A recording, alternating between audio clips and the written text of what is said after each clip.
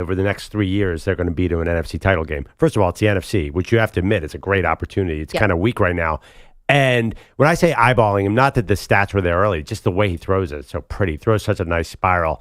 It feels very unlikely. You know who and the other guy who I think is younger, C.J. Stroud in Houston. Sure. Two of them feel can't miss right now. And maybe I'm being blind, and I've been wrong before, but I really do believe that can't miss label applies. I think he's going to hit. No, I get it. And Love is obviously, like, Stroud just had this amazing year. Love is further along. He's been in the league longer. Even if he was a backup, he's still getting NFL coaching and all that stuff. Yeah. I'm never sure that you can just say going from one season to the next season, it's automatically going to just, take leaps and bounds forward. I'm not being a hater. I'm just saying I want to see it first because the Houston Texans and the Packers are going to probably be a lot of people's pick to meet in the Super Bowl this year. And I feel like that's a little forward. Well, the Packers are a hot team, but they're sort of pinned behind the Lions, who are also a very hot team. I think a lot of people have Detroit, who feels a little like they belong in this conversation too. A young, up-and-coming offense. We'll see if they do it again. And I think the Bears are going to be different with Caleb. Now, he's a rookie, we have to see a little more of that before they get in this conversation. And Minnesota also with a rookie, but really good weapons. But here, just to take a step back, if I told you right now that JordanLove is Jordan Love and last year a Pro Bowl level quarterback, you're saying in 2020 you wouldn't have taken him there, that you still would go back and take maybe a wide receiver? Yes, because I had Aaron Rodgers. Yes. He clearly still had a lot of prime left. Right. Because I know that the Jordan Love pick was not popular with Rodgers.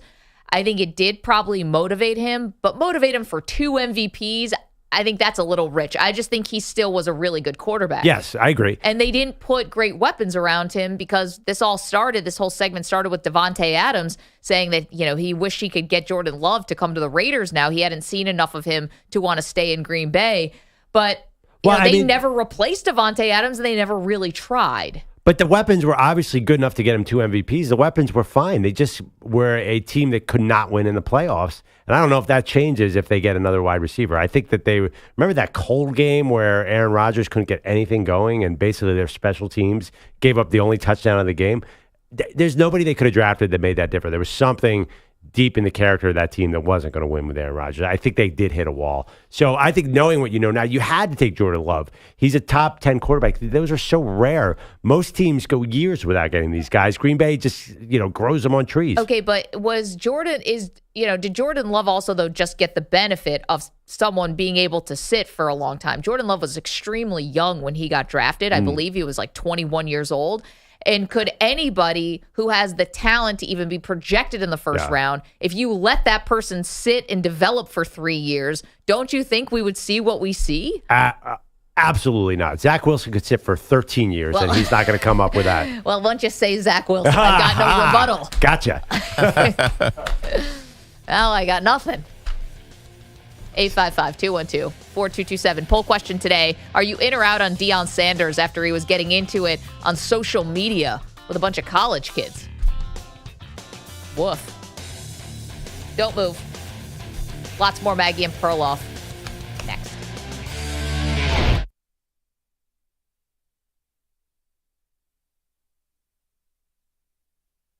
You're in a 5-minute break.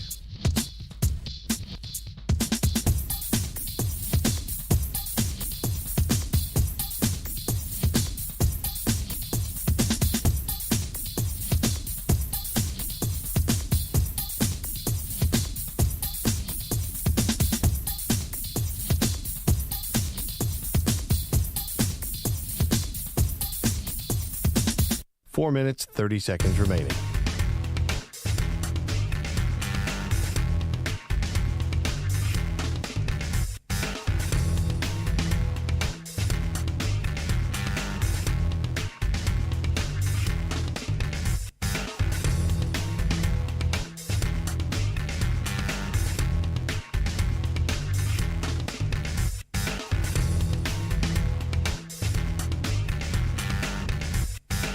Four minutes remaining.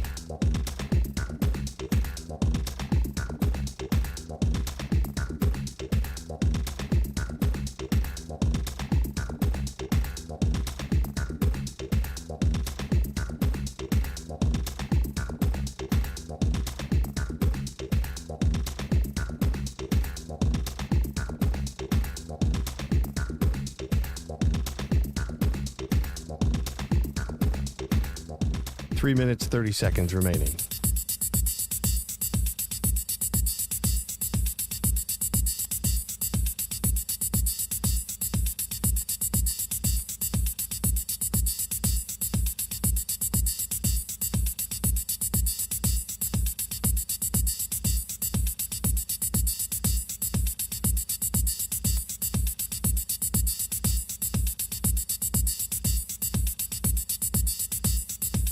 Three minutes remaining.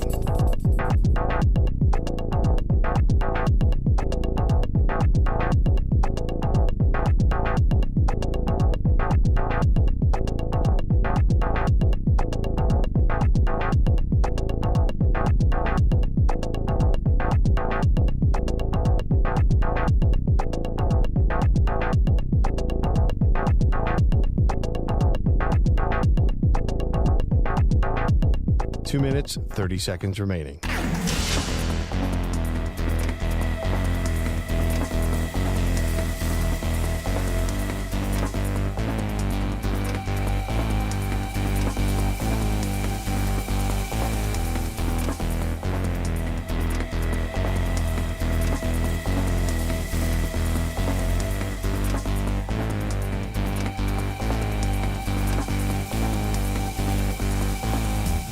Two minutes remaining.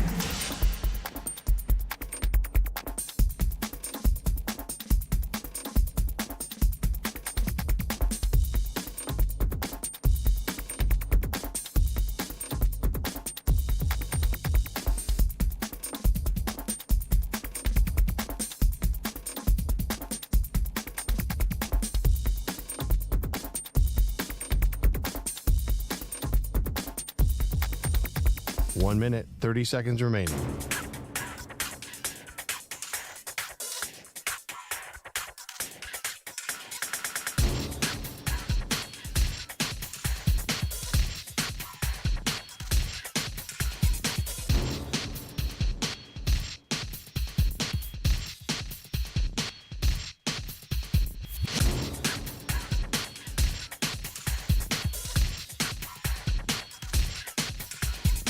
One minute remaining.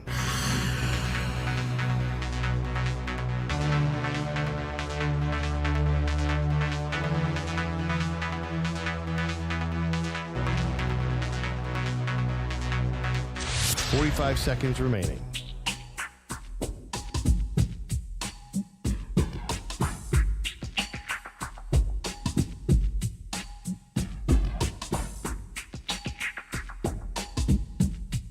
Thirty seconds remaining.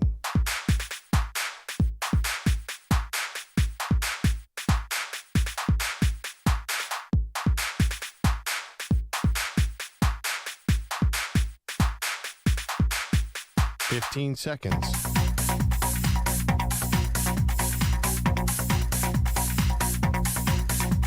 Break ends in 5 seconds.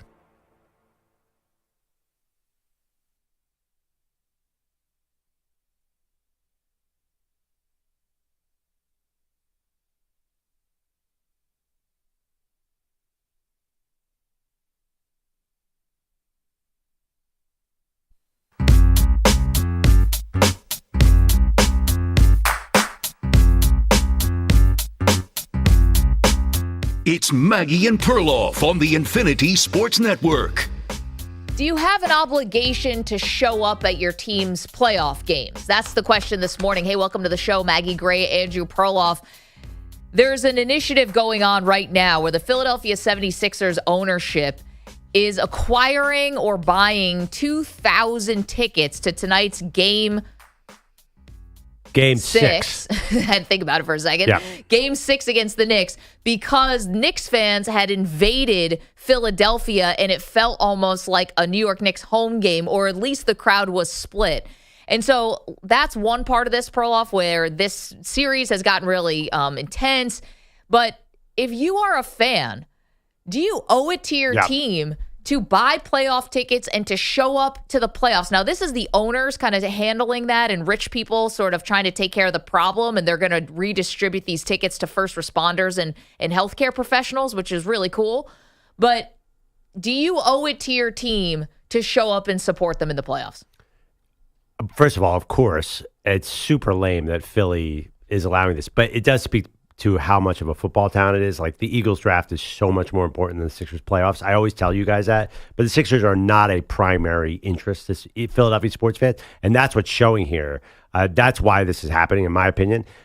I do think that it's just says a lot about the fan base and how they think about this team. It's a combination. They lived through the process. They had their hopes up. They got crushed. The process is a failure, and this series is going to be a failure. And I think everybody's down on it. I do think that, yes, fans should support even though they know they're going to lose. And I think most Philly fans think they're going to lose this game. Man, if you zoom this out and you just take Philadelphia out of it, but do you owe it to spend hundreds of dollars, sometimes thousands of dollars, to show up just because your team is in the playoffs, even if you've gotten heartbreak before? Well, let me amend my answer then. No, because if your team, say you have a baseball team that's not investing like the Pirates and 1 year they're good, if the team is not doing the right things, then no, you do not have you do not have the obligation necessarily. I'm actually changing my answer. I'm sorry doing this on the fly. But the fact that the Sixers have done so many dumb things, there's reasons fans have jumped off this bandwagon, right? Well, okay, but the 76ers, I think specifically, are an example of a team who does spend. I mean, you gave Joel Embiid all that money. You gave Maxey all that money. You gave Tobias Harris all that money, even though you shouldn't have. It's not, okay, the moves might have not worked out, but it's not for being cheap. You know, it's a salary cap sport, so it's a little bit different, but there's nothing cheap about the 76ers, in my opinion. I think they're trying to win. Yes, but I mean, they are a knucklehead franchise. You'll give me that. I mean, this is a team that had Ben Simmons on the team. Then they traded him for James Harden. Okay. And now they have nobody, and they're throwing out this team around a very controversial superstar in Joel Embiid. Let's face it, Joel Embiid is not Giannis. People question his character. People question his ability to stay healthy during the playoffs. Like, is he all in? I don't think Philly fans. There's a reason. He's playing through multiple injuries right now. He's the league MVP last year. Yeah, I mean, all in the sense that maybe you try a salad during the regular season to stay in shape. Like, I mean, you know the criticism on Joel Embiid. The guy is not. LeBron puts $1 million into his body to stay healthy. Joel Embiid is not spending that money. Like, yes, there's a lot of frustration with this team. You know what? It is lame that they're not doing this. So you don't like your own team? I think there are a lot of people who have issues with the Sixers. Now, if they win this series, the town is going to go bananas. But yeah, I do think why don't you find it funny that all of a sudden Philadelphia, who's a famously loyal sports town, can't sell out their home arena? This has never happened before. There's so much skepticism about this team. This is why it's particular to this team. I don't think that people trust them. They don't. I mean, listen, here's the thing, though. I think if you have a problem with, like, even ownership, you know, I can understand not wanting to go. Like, if you are a Washington Commanders fan and Daniel Snyder is the owner and you just happen to go to the playoffs 1 year, it's like, do I really need to put $5,000 on the line for 4 playoff tickets or whatever it was going to be so that I can go? There's like a principled thing there. So you'll admit there are some situations where there's a principled thing. So it's not a blanket rule. I guess it's going to be to everybody has their own line, but to me, I never think you actually owe it. I think it's on the team. I never think that you can never look at the fans and say, you owe me this. Yep. Ever. And I appreciate teams that try hard. I appreciate teams that spend. This is the agreement that we enter into with us as fans and you as ownership. You provide the entertainment, and we'll tell you whether or not we want it. That's the agreement. Yep. There's nothing binding between a city and the team that says, I must spend my money to support you. This is the problem that happens all the time when new stadiums are trying to get built. They try to scare a city into thinking the team's going to leave, or, you know, we're going to threaten that we're going to go somewhere else and we're going to take this team away from you. I mean, that's not on the fans. Like that is so many rungs up the ladder from what a fan can do. And it's, to me, like, I like what the 76ers owners did here because they can afford it, and this is their business. So they should try to make this look as good as possible. I would never tell a fan, hey, you better show up here or else you prove that this is not a great sports town or whatever it is. That is not the fans' cross to bear. Also, let's talk reality. The NBA tickets are very, very expensive. I wanted to go to several games. Like, I wanted to go to the Warriors. I was going to drive down to Philly. it's really hard to get into these arenas. So the price, I don't know how all these New York people are affording those tickets. Well, they're cheaper in Philly. Yeah, right. Oh, the Garden I saw was like $500 to get in the building. So each series is different. I think that's a big reason why these New York fans are coming down. I agree with you. You're right. It's not the fans' job to do this. To be one thing about Philly, like go to an Eagles game, like the energy is the exact opposite. Like there is no doubt that is such an in-your-face fan base, and there's 75,000 Eagles fans, and there's nobody from other stadiums comes into that stadium. So they have that. So it says to me something about this particular team and the connection with the city, and it's just not there right now. I think that this applies, though, to every team in the country. I think this applies to everywhere, because it's a Philadelphia story now, right. But this is a Carolina Hurricane story. We've seen this happen before. Well, talk about the Carolina Panthers. They've had, for an NFL team, they had 1,000 people in the stands for that rainy Atlanta game. How about the Chargers? I mean, the Chargers, it's a home game when the Steelers come or when the Packers will come or any other of those really well-traveled fan base, Kansas City.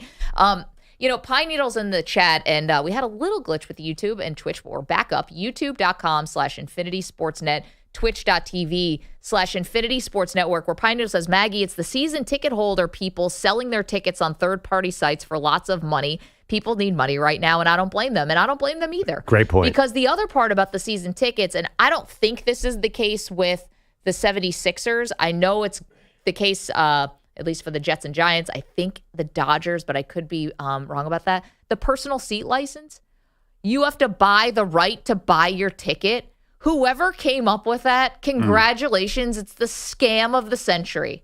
And so they're about to start doing that in Buffalo, by the way, with the new stadium. Good luck with all that.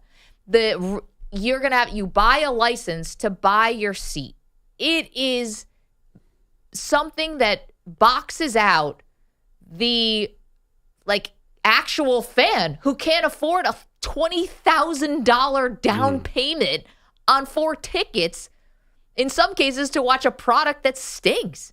I mean, it's really a shame. And, again, I applaud what the 76ers owners did here in buying back these tickets or acquiring these tickets. Some of the tickets they already had, however you got them, redistributing them to 76er fans who are first responders and stuff like that is great. It's a little sad that it came to that, but I don't blame the fans. If you want to sell your tickets, you do you. By the way, if anyone has free tickets for me, I'm still not going. I'll tell you why I'm not going. Why? Joel Embiid played 48 minutes the last game. What are the odds that he has anything in his legs? This is an L. And I can't believe the Sixers are favored. This is a gigantic L. He's doing that thing. No, I'm not doing that thing. It's so transparent, Perloff. It's the reverse jinx. No. It does not fail. He's sitting here in an Allen Iverson hooded sweatshirt, America. Really cool, by the way. Don't let Perloff fool you. He's doing this reverse jinx, emotional hedge thing where he's trying to get in front of it and saying, the team's going to lose so that you can brace yourself in case they lose. Well, let's talk about outfits, by the way. If we're going to be honest here. Yeah. What color would you describe your shirt as right now? I get dressed in the dark. Yeah. I've told you guys this 100 times. I've never seen a Nixie or blue in my entire life. That's a shot, and you know it. It's not. Knicks and Sixers both wear blue. Yeah. What are you talking about? That's Knicks blue. I thought it was more of a Cubs blue. It's definitely not a Cubs blue, Carla. Knicks blue? Okay, but all right. EJ, I know you're a Knicks fan. You have to admit, Embiid, I've never seen a more gas player. You said, you felt bad for him just as a human being the other day. He's a dirty player, so I don't feel that bad for him. But the Bell's palsy, that really feels like you got dealt a really crappy hand. What about the fact that he's an NBA center who's limping in an actual game and they need him to score 50 points to have any chance to win? Here's the thing. It's a crazy situation. I don't want to sound really callous here, but 7-footers with knee injuries, that's not unique. This happens. Guys are big. Yes, Joel Embiid's on the floor all the time. He's been hurt a lot. Giannis and these injuries that these guys have, I'm just more desensitized to it. Some guys can play through them. Some guys can't. We'll see. The Bell's palsy was a real out of left field. This is something that happened, a nerve situation. They got hit in the face. It's a virus. I found out all about this weekend I was in Philly. It comes and goes. It'll be gone in a week. Forget Bell's virus. To me, it's the limping. It's insane that this dude is limping. Who cares about his... First of all, he's always got something wrong with his face. I'm surprised he's not wearing the face mask again this year. Well, don't you question whether or not maybe his vision is off a little bit? Because he's sometimes passing up 10-foot jump shots to try to get to the basket. Can he see okay? That's his game. He always does the pump fake straight up and always tries to get closer. Remember last year he was wearing that really weird mask that looked like it was 3 sizes too small? There is always something going on with Joel Embiid. And I'm telling you right now, there's no chance tonight. And yes, I'm doing that thing. He's doing that thing. Don't let him do that like thing. 60. You can't come back tomorrow and claim Dude, victory. he is so tired. He is so Carl, tired. you don't understand how well committed he's been to this bit. The Sixers won that game. And he came in and he immediately, no gloating, no anything. He's so in character. He's like, oh, they're going to lose game 6, man. Yes. Who cares about that win?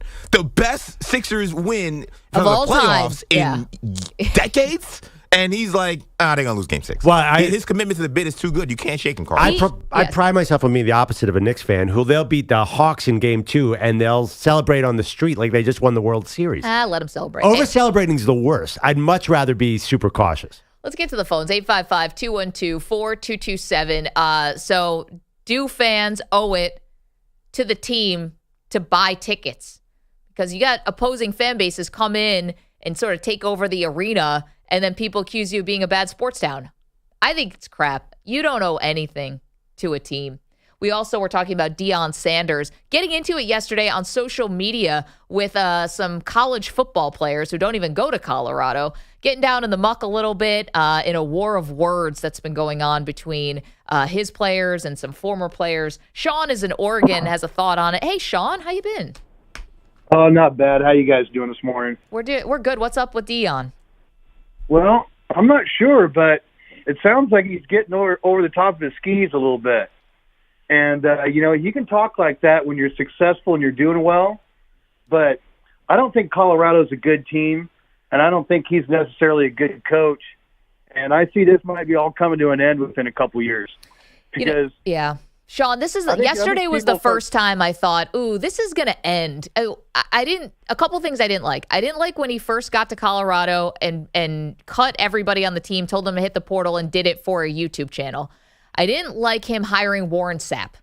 I just think that is you're inviting a real wild card of a person. Let's be honest. He's a great player, but Warren Sapp is not exactly, the model of stability throughout his life. I thought that was maybe a dicey thing to do. And now this, right? And now this, which is going on social media to punch down to a kid who plays for Austin Peay. I mean, you got a gold jacket, Deion. You're the inner circle of the inner circle. Stay above the fray. Sports will humble you, and he hasn't been humbled yet. Yeah, well, he never. Sean, thank you for the call, because he, as a player, he always backed it up. He had a rough end of career with his turf toe. I mean, he's been humbled. He's had serious health problems. I'm not sure that's true. Honestly, there's no humbling Deion Sanders. Yeah. That's not going to happen. I mean, if they're 4-8 last year didn't humble him, what is going to humble him? Unless they go over. Rich is in Chicago. Hey, Rich. Hey, weighing in on Deion again. And I don't really have an axe to grind. We talked about him previously and his kid. That isn't really the point I wanted to make about Sanders, but your earlier caller is right. He's 4-8, and he's likely to do that again. But here's the real problem I have with Guy, and this is to you. We talked about this briefly with you about his record at Jackson State. Yeah. And, your comment was he did well. He was 27-6. Yeah. That on the surface looks really good, right? He never played a D1 school ever on the schedule. Yeah. He played within that the 1AA, and he never made it to the 1AA playoff in the 3 years that he was there. So if they were that good, obviously they would be invited. And what's ironic, Austin Peay, which is 25 miles away. First of all, Vanderbilt would kill them anyway. He talks about the domination. If they played any SEC school, even Vanderbilt, the doormat. Yeah, they're an FCS school, not FBS. It's a step below. That's fine. I understand. Yeah. I understand all that, but I'm getting to that. Austin Peay went to the 1AA playoffs 2 of the last 4 years, and he's talking them down when they were never even in it. I think that's crazy to disparage a kid that's in the portal. And how are you going to build a program if you got 60 kids in the portal every year? It's like free agent tryouts in Colorado. Yeah, I think, Rich, this is the way he's doing it, though, right? And I don't think that's stopping. And, Rich, thank you for the call. the turnover and the churn, he's not walking in. He doesn't. I don't know if he doesn't want. He's not going to high schools and recruiting. He's using very the portal. specifically not going. Yeah, he said himself he is not going to high school. Right, that's true. And maybe there's some logic to that. Yeah, but it's funny. Like everybody thought it had a chance last year. It is this new model of doing an all transfer team is tough because there's no continuity. Now I'm curious. I'm really curious to see if the more he has to overcome, the more he gets them fired up. Maybe it works. Now I'm actually more curious about this year than last year. Because last year was shocking. Yeah. Now he's got a little expectations that, because they won 4 games last year, switching to the Big 12. This is, you got to admit, they're going to be must. Say what you will. Tell me you're not tuning in week 1. I'm interested, but I'm also interested a lot because SHEDEUR and Travis Hunter, too. I mean, I'm interested in Deion's part of it, but I'm interested in these 2 guys who I think we're going to be watching in the NFL very soon. And so that part of it keeps me interested on top of just the Deion flash. Yeah, I agree with it. They're definitely, but you're telling me you don't want to see if Deion fails or succeeds? Of course we do. Sure, certainly. Fantastic show, and that's what he wants too. 855-212-4227. The question, are you in or out on Deion year 2 in Colorado? Perloff, Battle Creek, Michigan, 1963. Kellogg's and Post, sworn cereal rivals, race to create a pastry that will change the face of breakfast forever. A widely imaginative tale of ambition, betrayal, and menacing milkmen sweetened with artificial ingredients. Unfrosted stars Jerry Seinfeld in his directorial film debut. Look at this cast. It features a supporting cast of comedy greats, including Melissa McCarthy, Jim Gaffigan, Hugh Grant, Amy Schumer, Max Greenfield, Christian Slater, Sarah Cooper, Bill Burr, and many, many more. It's tomorrow, only on Netflix.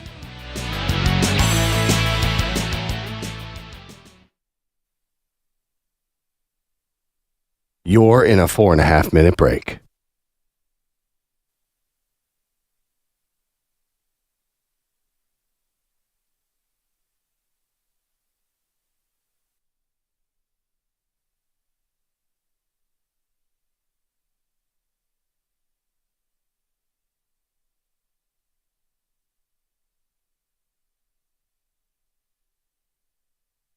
Four minutes remaining.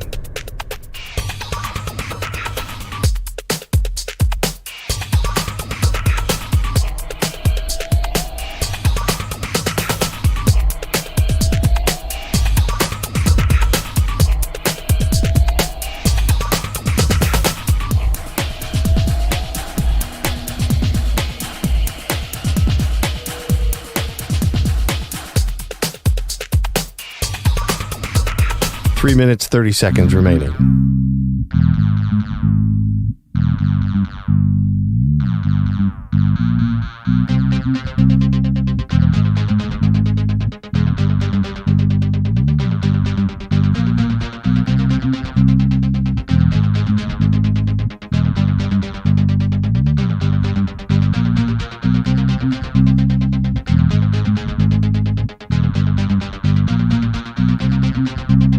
Three minutes remaining.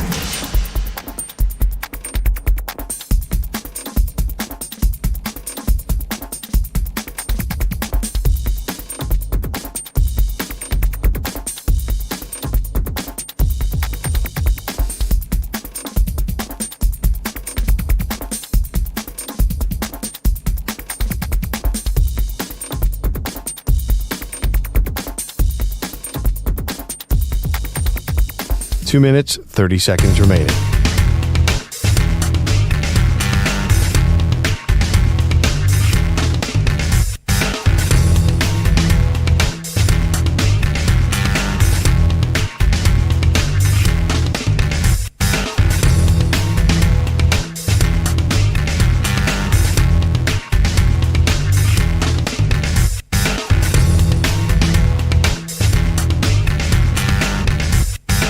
Two minutes remaining.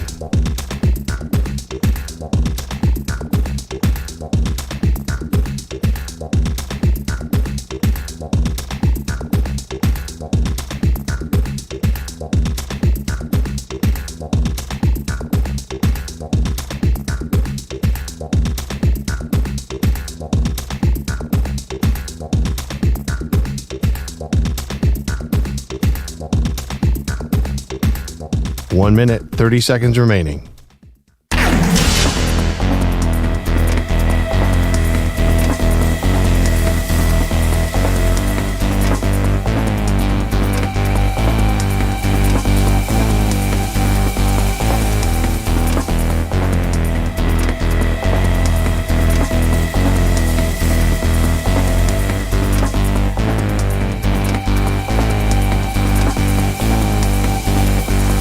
One minute remaining.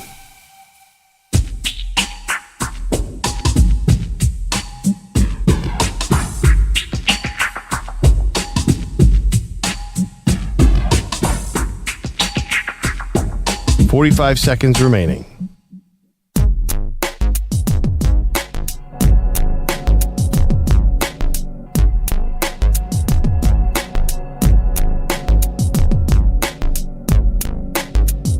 "30 seconds remaining.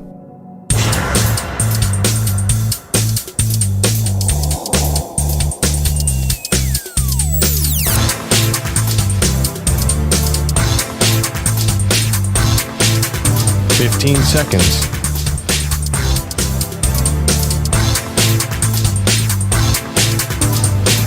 Break ends in 5 seconds.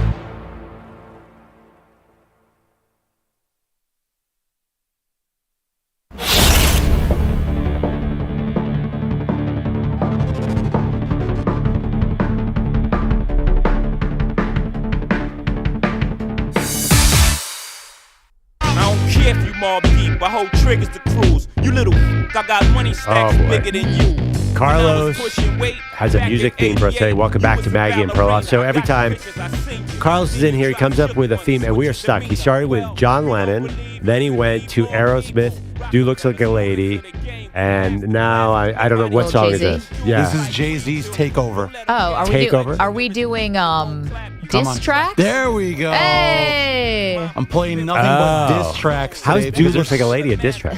That is a diss at Vince Neil's at Motley Crue. That was a war of words with Vince. That's so interesting. I didn't know that. And John Lennon was dissing Paul McCartney on How Do You Sleep. Is this because of Deion and the war of words with some college kids, or Bingo, is this a there you Drake go. Lamar thing? You know what? There's a lot of animosity in the last couple of days. I know what's going on in the world right now. A lot of aggression. People Mercury need to and get out there. retrograde. So there you go. Our theme of the day is diss tracks. Is diss tracks. All right. We love it. It does actually feel extremely apropos for what's going on right now. And Deion versus a football player from Austin P, which is what happened yesterday on social media with Deion dunking on some rather anonymous kid who plays college football, is not exactly Drake Kendrick Lamar, pardon me. Those two guys are on the same level. Those two guys can handle each other. Deion punching down at this kid from Austin P is so silly and lame on Deion's part, and he looks dumb. Well, I mean, from what I understand about this little war of words between Drake and Kendrick Lamar, Drake is also punching down because apparently Kendrick's short. Is that the word on the street? I don't know. Not sure about the details. Yeah, you can't be a big stepper in a men's 7. Yeah. That's the only. By the way, it's the only good line Drake has had in this whole mess. I also wear a men's 7. That's a woman's 9. Don't draw us into this. Don't draw us into this Drake Kendrick Lamar thing. I'm not going down with the ship here. That's about as weird. Remember when you had to get that water? When you had to cut that line I said about Beyonce out of the podcast? Yeah, that was bad. Yeah, that was extra work for me. Didn't get no overtime for that one, Perloff. Thank you. What'd you say? I missed that. No, I'm not doing it again. I'm not doing it again. Bogus, I was right there with you. No, I mean, Carlos is hovering over the dump button, not because we're cursing, just because you dare criticize Beyonce. I can't have curse the up a storm. beehive come after me. Yeah. Carlos, not today. EJ had to call his girlfriend immediately and say, "Do not listen to the show right now." Basically. If honestly, we're kidding around. If I said something mean about Beyonce, I'd be in big trouble, wouldn't I? Yes, and Taylor Swift. And Caitlin Clark. Both? Caitlin, well, yeah, you're hearing it. Yeah, No, yeah. you can't Taylor like all Swift- three of them. Taylor Swift and Beyonce, yeah, no. I'm not letting that happen on the show. Same thing It's for for the better of the show. It's nothing to do with protecting those two mega billionaires. It's about protecting the show. We don't want that smoke. See, this is EJ, good executive producer, looking out for our well-being. This is insane to me. The sensitivity around these two people, I don't get it. Is there any other artist in the history of the world that their fans were this sensitive? Yeah, DeionSanders. Deion himself. Yeah. And his fans. Yeah, people don't like criticizing him now. Oh, you're soft. Oh, he's just telling it like it is. There's still a lot of support for Deion, and this was I thought, a very unpopular thing he did. Not like Beyonce's support. Nothing. Back in the day, where people like that with the Beatles, and I don't know, it just feels like people are so sensitive now. I'm sorry, I'm going to say it. I'm pulling a Jerry Seinfeld saying people are too sensitive out there. Kids today? I think kids today, the problem with their is political correctness. We have stan culture. That's the problem. Is we have people who say, "I stan this artist, this athlete, this coach." Like that's another word we need to get out. I know, right? Amen. Shout out to Eminem. But I just figured it out, so let's keep it on a little bit longer. You just figured out what Stan is. Just learned it. Super fan. Yeah. Stan Kid. The song came out in like 2000. But like that's the problem. Is like they take these people into like it's part of their identity to be their fans of these people, and then they go and they attack anybody who says anything bad about those folks. It's funny. I think we've had that for a long time. Sports for sure. You identify with the teams that you root for. It becomes kind of like part of your identity. It's just the attacking the other or anyone who disagrees. I feel like that's a very modern thing. Yeah, I mean, and but by the maybe way, I'm wrong. And no, I think you're right, and it's a very serious thing too. Like, forget Beyonce and Taylor Swift. It gets into politics and all sorts of like issues where people do seem less tolerant of other opinions now. Now, I mean, I'm getting a thing, but there is sort of this weird sensitivity. I think it's online. I think that's a big part of it. Like, we see it. Well, there's another part too. I mean, if you want to take it to like politicians, I think they know how to push our buttons. So listen, I think that we're all kind of being at some point sort of led here, like, and not it's on us. It's our responsibility not to get led there. But like, if you're talking about cable news and you're talking about politicians, I mean, they want you to be on their side, no ifs, ands, or buts. And so I think there's a lot of human psychology to this too, where I'm not saying we're all being brainwashed or this is not some kind of conspiracy theory. I'm just saying there are techniques and tactics you can use to try to divide people against each other, and I think that does happen. But I'm sure that happened with Richard Nixon. My thing is, I think that these Beyonce and Taylor Swift fans, social media helps get your voice out there as these fans or fans of politics, whatever. Sure. I think that Facebook has something to do with this too, because isn't a lot of this Taylor Swift, Beyonce, these wars online? And the Caitlin Clark stuff, too, and the Angel Reese. I mean, now, the interesting thing about Angel, if we want to bring it to sports, that, people would say, oh, Angel, you got to log off social media, and you wouldn't see these detractors if you weren't online. I think Angel might hear it from the crowd, though. That's where it's a little different with sports. You hear it from the crowd. It might not be someone on the street. It might be. I don't know. Well, Cam Newton, sometimes people say things to your face that are very. Did you guys see the DK Metcalf? This was a random one. DK Metcalf meets a bunch of like high school kids, right? And this one kid basically says that he's not good. He said, did he say like somebody's Sauce Gardner owns you or something, or who was the guy who owned him? Anyway, Jalen Ramsey. No, it was Jalen Ramsey. Jalen Ramsey. Jalen Ramsey owns you. I mean, why did DK act like? See, I didn't understand DK's reaction. He just said, "Listen, and he goes, and you're who?" And everyone laughed at the kid, and then he walked away. I thought he handled that fine. No, I didn't. Come on, DK. What are you talking about here? No, kids got to have some respect, though. This is getting out of control. I think the problem is that we have too many people that are online. Too many people are online, and there was when you're online so much, you can say something from behind a screen, behind an avatar, and say whatever without any repercussions. No, but EJ, I think for athletes, it's online for sure, but I think athletes also hear it. I think that because you go to a game, you scream it. DK Metcalf, it's hearing it from some teenage kid. No, what I'm saying is that like these kids are online, they think that is cool. Like because they're so used to attacking people online that they think they could do this in real life. Real life, which is why again you got these two, three bozos who are like 5'5", 150 pounds, thinking I can talk crazy to Cam Newton and fight him because I've probably said that Cam Newton's a bum who wears weird hats on the internet. Yeah. Cam Newton is a real 6'6", 240. Well, I actually don't agree with that because you see guys like LeBron and Kyrie and people calling out fans in the crowd or talking trash. People on NBA courtside have been talking ridiculous trash for 50 years. What do you think they were saying to Magic Johnson? Like there's definitely more sensitive. Players have more rights now. And like what DK did 30 years ago, they just would have filed that in their hands and be like, I'm going to show that kid. I think that. Or it never would have been recorded. Now athletes sort of talk back. That's the right thing. They defend themselves where they never used to. It's probably a good thing. But in the back of the day, what do you think? Athletes have heard for years and years and years and years. Didn't Robert Parrish go into the stands? Hockey players have gone into the stands with their skate and a shoe. And I don't know why it's weird that you just mentioned that because I don't know what account posted it, but today's the anniversary of said Maxwell going into the stands in Philadelphia during a game 6, fighting a fan and not getting ejected. Malice at the Palace guys got suspended for the, basically the end of their careers. So again, I wouldn't say that everybody just took it and shut up and kept playing. He literally knocked over an old man who was talking smack to him. It's better than complaining to the ref.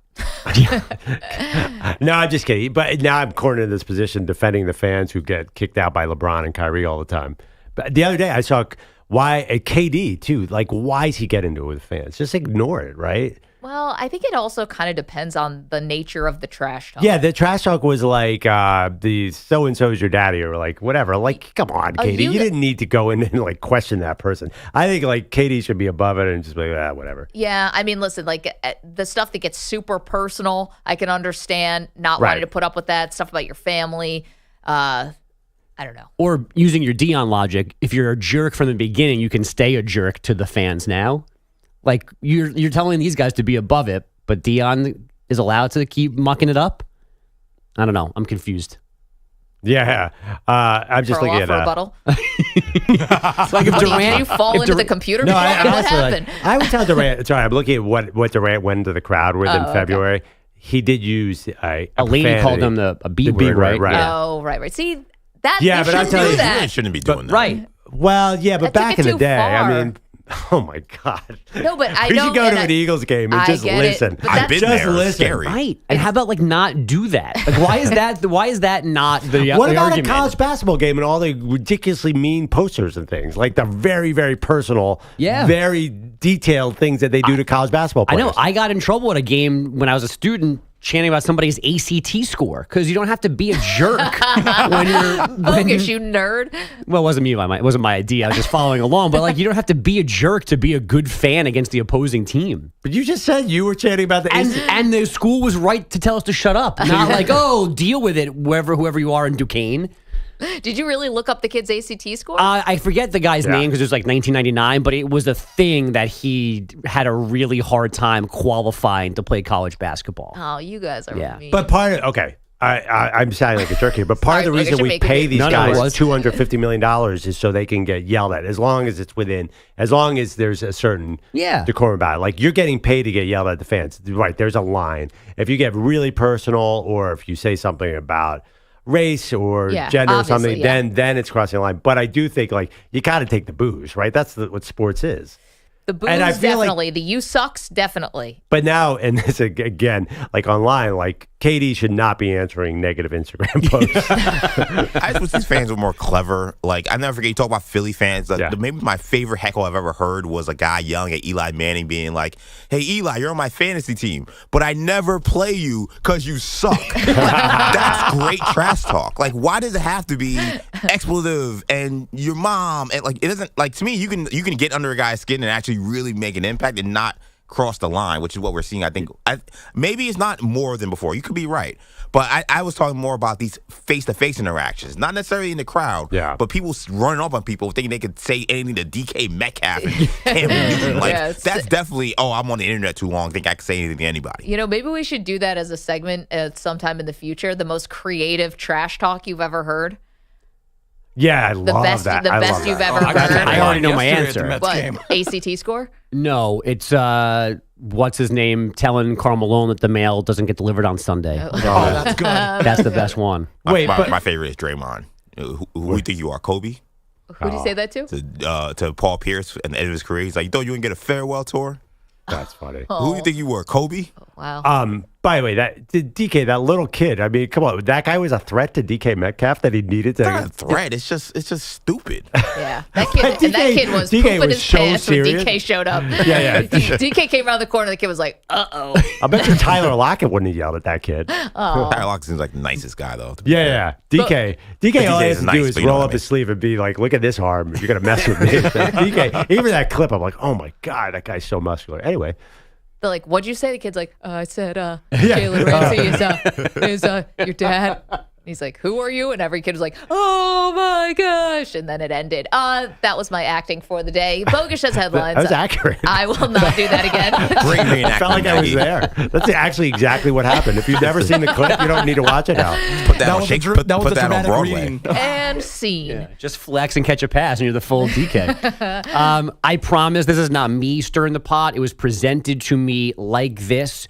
Whose take was more insulting to athletes? Perloff saying golfers aren't athletes when we talked about Tiger Woods walking 4 days at Augusta, or this from Stephen A. Smith after Mike Trout's latest injury. What the hell are you doing to That's take their care music, of by the way. yourself?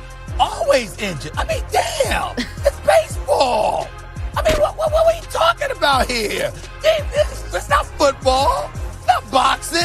It's not the UFC. You're not running up and down the court 94 feet basketball for 82 nights a year. It's baseball. Half the time y'all out standing out in the outfield, chewing on pumpkin seeds or something. See, How high can his voice get? yeah, That was an very octave high. I haven't heard before. That was falsetto. Stumble Falsetto meditation. EC. What are you doing out there? It almost felt like sped up. How come he can say that about Mouse. baseball and I can't say that about golf? And everybody loved that take. The whole country is like, I mean, Stephen A is obviously the most popular guy. I love your golf take. I think it's fantastic. We need more of it. Perloff also said Steph Curry's not athletic. Be careful, Carlos, following Steph him Curry- down this rabbit hole. Steph Curry can I barely stop dunk. at golf He when can it comes to barely Perloff. dunk a basketball. What? Yeah, this is Steph Curry, like, he needs a trampoline to do a one-handed dunk. What? That is a solid take as well. Perloff says, Athleticism is defined by how awesome a dunker you are in the NBA. That's There- what athleticism is. there is, I mean, listen, for Stephen A, to have the take, and also you can tell how little he believes about how high the octave goes. Like, we do this for a living, believe me. But it's a funny take, and he's obviously, I think he's kind of tongue-in-cheek. No, But it is, Maggie, no. well, you do wonder sometimes, like, Yes. how do they get injured so much? There is zero tongue-in-cheek with Stephen A. He is being dead serious. Because everybody wonders that question. I'm like, and it just goes back to, like, why can you be kind of overweight and be a pitcher? It's baseball. Well, I would love to if I could. I want to follow like Giancarlo Stanton or something when he was really in his phase where he's getting injured all the time. Just, can I follow you for a day? What do you do? Like, how much swinging are you doing? Because I think it's a lot. I think they're over swinging and over preparing Wow. for the game. Stanton certainly was. They got a little muscular and their body's a little tight, probably. I mean, gee, come on. Those guys are just like finely tuned. They're getting way too muscular, and that you're killing your flexibility and stuff. So you're kind of setting up for an injury. But they'll tell you they're doing yoga and they're stretching out and all of that, and they still can't run to first base. No, it's like they need to do the Tom Brady pliability thing, not what they're doing. But Tom never had to hit a I don't know. baseball I just feel like 400 feet. anytime you show up to like batting practice, I feel all we see though are these guys in the outfield with these resistance bands, swinging their arms That's and true. legs. Like, what is all that doing? Is that not helping? It is. No, I mean, it it's is a mystery. very weird. Pitchers, I get. Pitchers get hurt Pitchers, because elbows, obviously arms, it's so unnatural. It's really a huge load on your body. It is funny, though. You're just sitting out there chewing pumpkin seeds. Also running into walls and stuff. I get Oh, that in the come. outfield. Baseball. Honestly, like, those guys don't break a sweat an entire game. You do so little in an actual baseball game. To call that like any other sport, like UFC, those are not the same thing. Okay, but here I'd be nervous to get obviously in a ring with somebody or whatever. I couldn't even be in a batter's box if someone is throwing 70, let alone 90, touching 100. Right, but how many times That's dangerous to be in there if you don't know what you're doing. Like, let's not denigrate baseball. Let's denigrate baseball. How many times is a right fielder actually making a play in a game? Like a fielding play? Well, they always say the ball will find you. Twice. It's always when you got You're the making back up 2 in there. plays a day, and you walk up to the plate 4 times a game. It is definitely, as Stephen A. rightly said, it's not UFC. There are no arm bars out there. Whoever said it was at UFC? Yeah. Well, that was his analogy. I know, but why Nobody is that says the comparison? I mean, come on. This is ridiculous how injured guys are not doing something wrong with their bodies, and they're throwing too fast. There was a and they're time hitting where too guys hard. were playing 160, 100, like just like the NBA, there were a time where guys were playing way more games than they do now. And I don't know why. Those guys were in better shape than the guys today. But yeah. And the injuries are up, right? Isn't that because the pitchers are all going down? Yes, pitching injuries are a problem right now. But everyone's throwing max. But I feel velocity. like Aaron Judge and now Trout, those guys are always hurt too. Well, Judge ran into a fence. That's how he got Turf hurt the toe. last time. Yeah. He broke his toe, broke his foot. I don't know what. But that was the wall in Dodger Stadium's fault, not overtraining. What else we got, Bogues? By the way, there were some baseball athletes in action last night. Pitchers had the best evening. The Dodgers blanked the Diamondbacks 8-zip, a 2-0 win for the Yankees in Baltimore.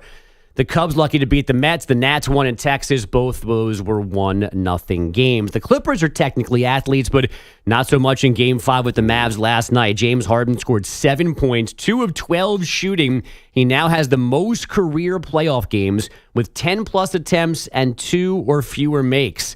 Luka Doncic scored 35, 14 for 26 from the floor despite a right knee issue. It's playoffs. When you start the game in the playoffs, it's a different thing. And, there's a lot of adrenaline, a lot of emotion, so you just keep going. He and the Mavs take a 3-2 lead back to Dallas for Game 6 tomorrow. There is no tomorrow for the Heat. They didn't have the athletes to deal with the Celtics. No Butler, no Terry Rozier, no Jaime Jaquez for Game 5 last night in Boston. The top-seeded Celtics rolling to a 118-84 victory and a 4-1 series win. Did you see our guy Kaplan? No, what now? Cold-blooded on social media last night with basically burying, graveyard that said Heat culture. Kaplan, you madman. Your photoshopping skills are insane. 100% approval rating on this from this producer right here. Great job, Kaplan. As much as I hate the Celtics, still great job. They had no Jimmy Butler. Did somebody here said the Heat were going to win that series? I thought. No, definitely not me. I thought it was you. I thought it was you. And EJ kept saying they're not good. You were the one that kept saying, keep the Heat alive, keep the Heat alive. No. I remember specifically someone said the Heat are going to win the series. I'm like, there is no way that's happening. And first of all, to kill Heat culture, Jimmy Butler was not there. That's such a ridiculous dunk on a guy. This thing is like a fart. Nobody is going to claim it. Like, who said it? I don't know. I swear to God, I'm going to go back into the archives. When did Miami win that game? Game 2. They won game. You know what I'm talking about, folks. Somebody picked Miami, right? Oh, it was Bellotti. It was Bellotti. That's right. He was so worked up with them by losing Game 2, and they didn't come close to losing again. I wasn't imagining it. You know why I forgot it? Because he said it, and everyone was silent for like 2 seconds because we were like, we're not joining you in that one, buddy. Yeah, and I'm going to be honest, guys, that he's not here. He might be listening, but now he's not here physically. This NBA angle from Bellotti is nonsense. I'm not going back in the archives. I'm asking anyone that's ever worked with him, has he ever mentioned the Knicks or the NBA before? This is coming out of nowhere. I don't know why this is his new line of thought, but that dude is not an NBA guy, as evidenced by picking the Heat to win this series because they snuck a win in Game 2 in Boston. They hit like 500 threes. Honestly, He's like, this is sustainable. Yeah. You could have fooled me. He seems like he has an in-depth knowledge of the, future media rights plan. Well, it took him 800 guesses to find out where Quinn Snyder coaches. Oh, right. And he's naming ABA teams. He just really wants NBC to get the NBA back again. Being bring back Costas and Matt Guokas. Being adamant does not mean being right. We learned that time and time again. Hey, that's the secret sauce of the show. Bogusch, thank you so much. And we love you, Pete. Coming up, the future for one polarizing QB. We'll tell you about it next. You're in a 5-minute break.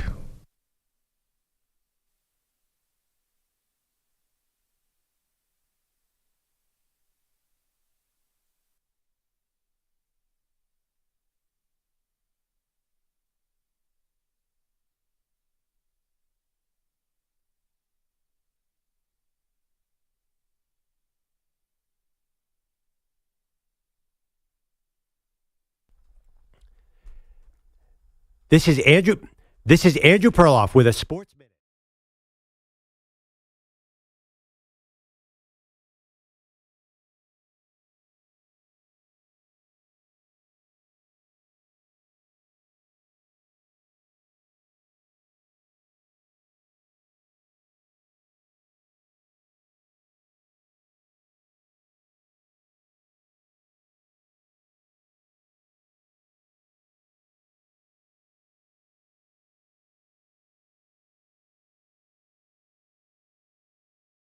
Manny and EJ, they're diehard Knicks fans, living in the Big Apple. They're part of the grand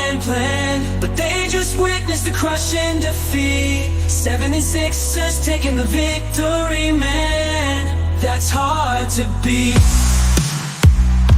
Sitting in the studio talking about the game. Maggie and Perloff, it ain't all the same. Perloff's a Philly fan. It's hard to stand when your team's on top and your heart's in your hand.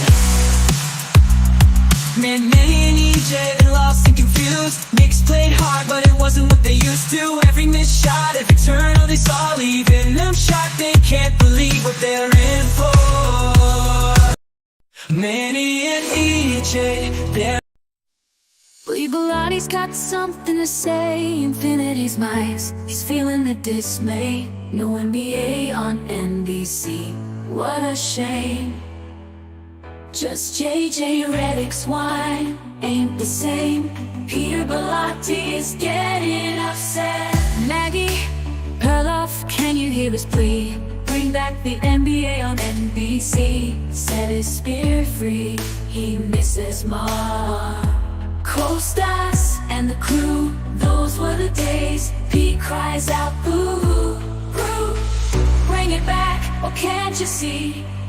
Bring back the NBA on NBC. Let it be. Pete's mad, he's feeling sad. Bring it back, oh make it right.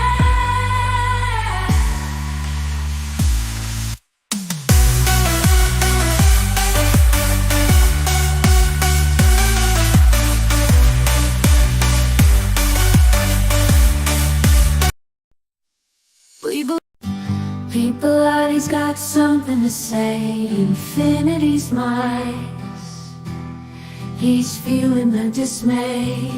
No NBA on NBC. What a shame, just JJ Redick's wine ain't the same. Peter Bellotti's getting upset. Maggie Perloff, can you hear his plea? Bring back the NBA on NBC. Set his spirit free, Mrs. Marv. Co-stars, co-stars and the crew, those were the days. Pete cries out, ooh.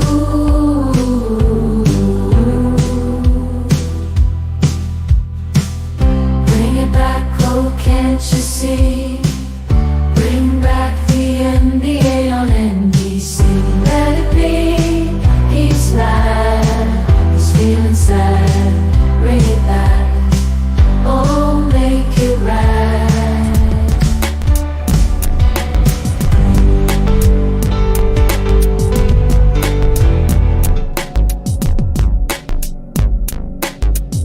$30 seconds remaining.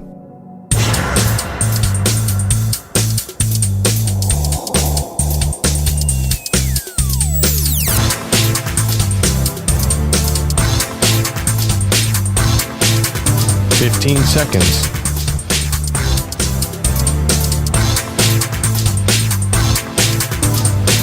Break ends in 5 seconds.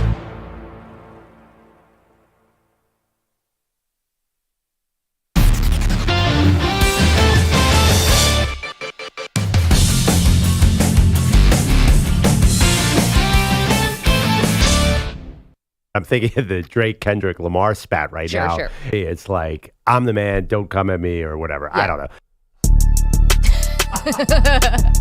Oh, yeah.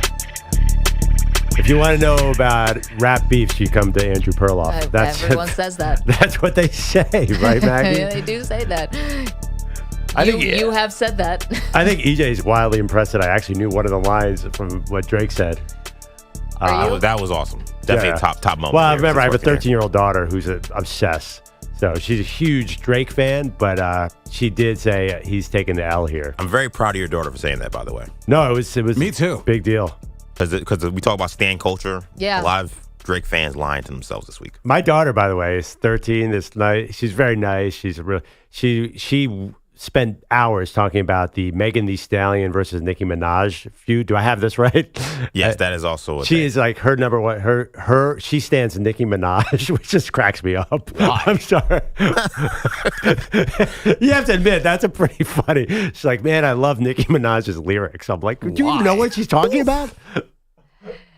That's a problem, man. What lyric specifically does she really like? No, and then she plays me Nicki Minaj songs. I'm like, whoa, that is so catchy. I mean, it's not really the content. It's just the songs are great. I mean, who's next? Lil' Kim? I mean, be easy there. It's a slippery slope. I will not accept any Lil' Kim slander. Early Lil' Kim was fire. I know. It's fire. It's not safe for work. Not 13-year-old content. But actually, there's really nothing safe for work anymore, so it doesn't even matter.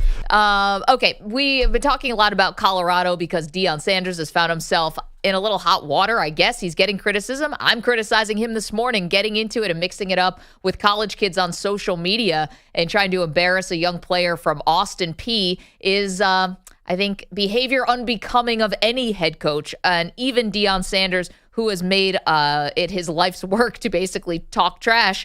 And I get it, but there's a question here about Shedeur Sanders and about Colorado. And let's get to this to the football side, Perloff, because this is interesting. Shedeur Sanders is now being talked about as, a top pick in the NFL draft, definitely a first rounder.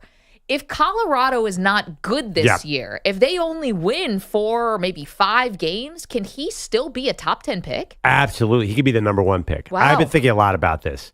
It's a very unique situation because he's playing for his dad. So he didn't necessarily choose the college. He went with his dad.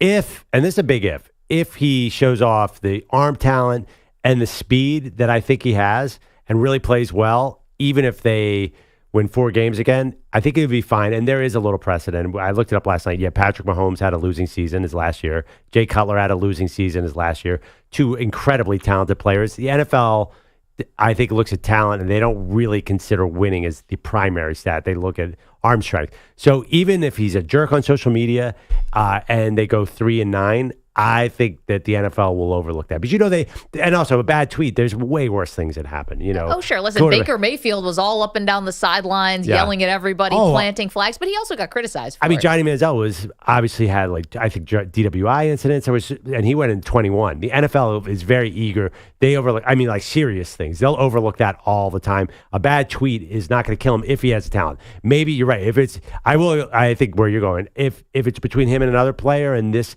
might be a factor, but it's not going to be the primary thing. I would just wonder about the winning. So you're mentioning it like, Patrick Mahomes or Jay Cutler. They didn't go number 1, and maybe I'm splitting hairs here because, they ended up being really good quarterbacks. Mahomes obviously might be the best ever, and they were high picks. But number 1 overall with a 4-win season?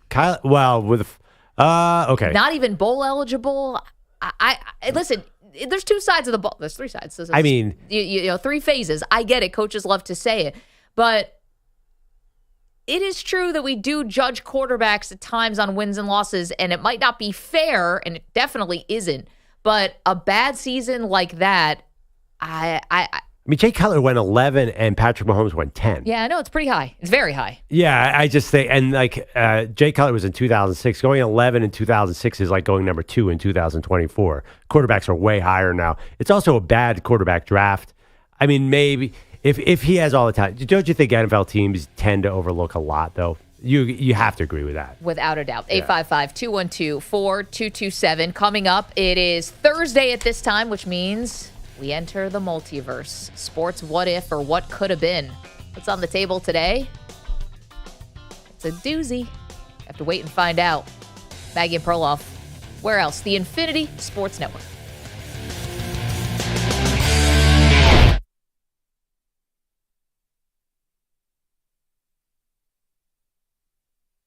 You're in a 5-minute break.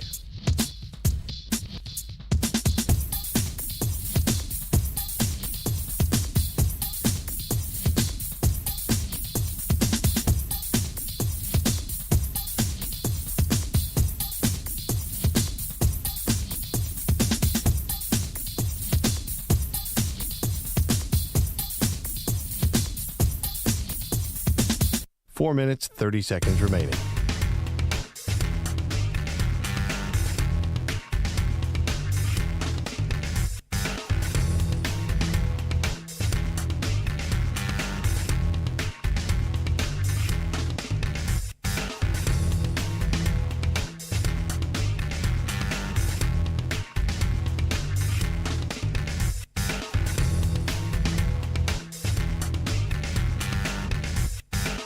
4 minutes remaining.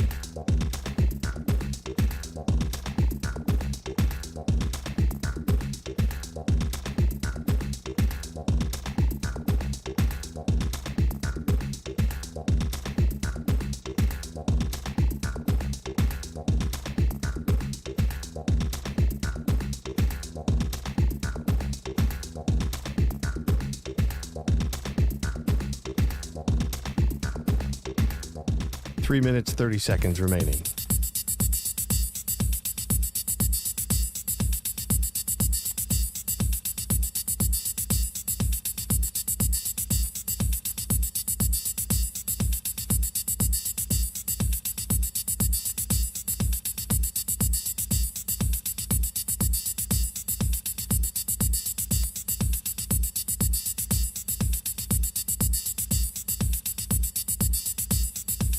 Three minutes remaining.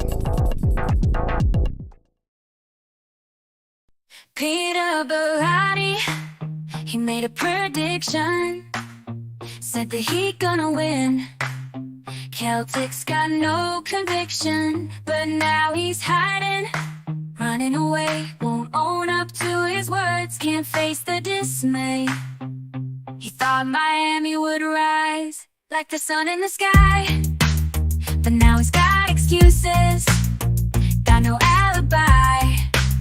He thought the Heat had it, it was a sure bet, but they couldn't handle Boston, not just yet. Peter Bellotti, where you at now? You made a bold choice, but where's your wow? Can't stand the heat in the kitchen, your predictions cold. You're playing hide and seek, leaving us in the fold.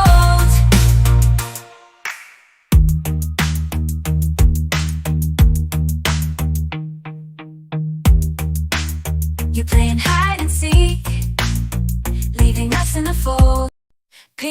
Peter Bellotti, he made a prediction, said that he gonna win.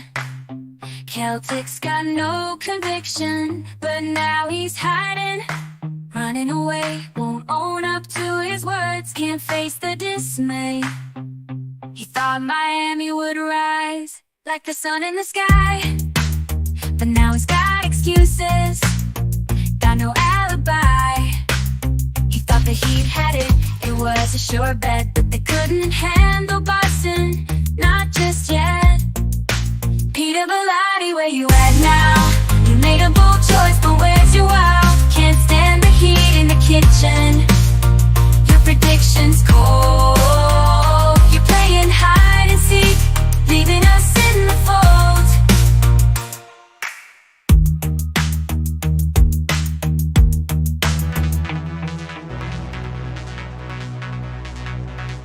45 seconds remaining.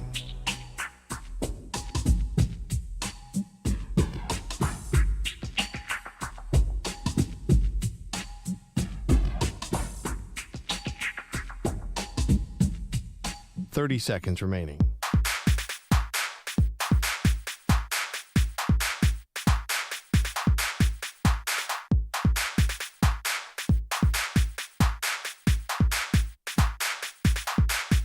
Fifteen seconds.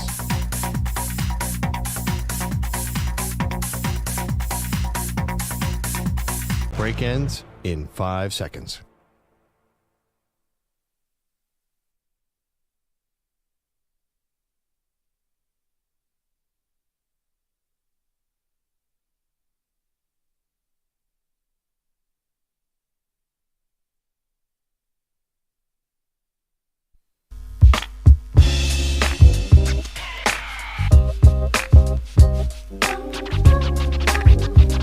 It's Maggie and Perloff on the Infinity Sports Network. Every Thursday at this time, we do something called the Multiverse of Maggie and Perloff. Here we go.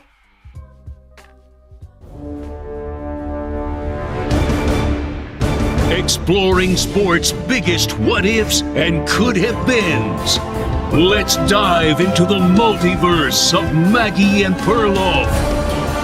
All right, Perloff, well, DeionSanders in the news. Getting into it with some kids on social media yesterday. So our multiverse asked this question.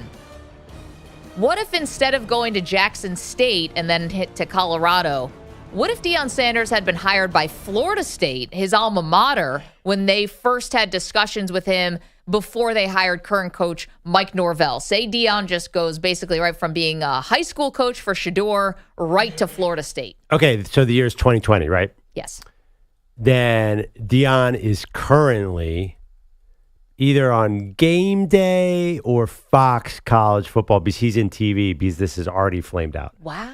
Okay. Dude is in Colorado and lost 4. He improved them from 1 win to 4 wins, and he is already the most polarizing, criticized coach in the country. He would have lost at Florida State. Even Mike Norvell, who's an outstanding coach, did not do well his first 2 years there.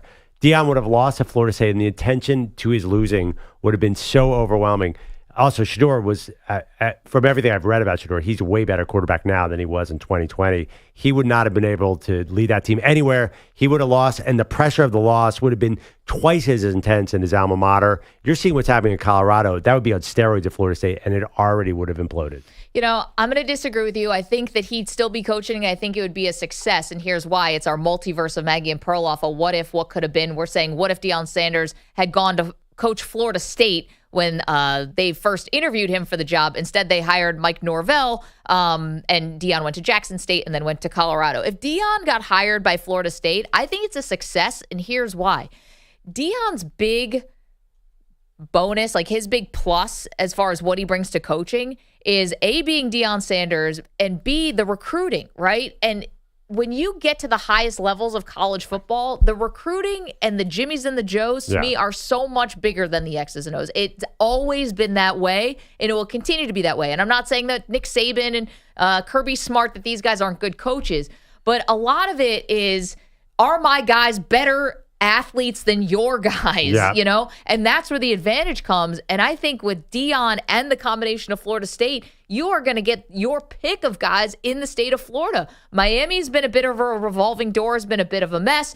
Florida's gone through their coaches and is cycling through coaches. So right now, that in-state, you know, rivalry, and you're fighting for guys in the state of Florida. And I think Deion's winning every one of those recruiting battles. So I think he would have a really talented team. You're getting high caliber of coaches. And even if your coaches end up departing because you're giving them, obviously, this big stage, coaching at FSU, and the assistants would get poached, I think you're just replenishing those coaches, kind of like what Nick Saban was always doing with his offensive coordinators. You get one big name after another after another. So if in this multiverse where Deion's coaching Florida State and not Colorado, I think he's a success. Well, I mean, first, he's doing all that in Colorado. It's not working, though. Here's the thing. You have 2 great examples in your own state, at Florida State, of the Jimmies and Joes meaning nothing. Miami is EJ's team, Miami. I mean, how many guys have they paid up for, and it hasn't amounted to anything? And Florida's got a lot of huge recruits, and they stink. So I'm not sure that the Jimmies and Joes, I don't agree with that. I think college football has a lot to do with the coach. Because I think Saban, LSU is right there with Saban on talent, but Saban would coach them up, and his staff, more specifically, would coach them up to be superior. I don't agree with that at all, especially because the Hurricanes have so many names that have come through that program, and they can't do anything. So Deion would have had all the names, and it wouldn't have worked. Norvell is such a better coach than him for a college game. He's obviously kind of perfect for this program. He brought them back to relevance, and I know they're losing all their players this year, and they're still a top 20 team. He's exactly what they needed. He's a much better fit for where they're going than Deion. Deion, you have to admit, he shines bright. He's a flame. Flames go out, Maggie. So we're doing the multiverse of Maggie and Perloff, a what if, what could have been. What if Deion Sanders was coaching Florida State, not Colorado, not Jackson State? He had just gotten the FSU job like he had wanted, going back to 2020. I'll tell you one thing. If let's fast forward to last season. Let's say Deion Sanders is the head coach of Florida State, and they go through the exact same season they had last year where they go undefeated. They lose their quarterback, and it's between them and Alabama or Texas, whatever, getting into the college football playoff.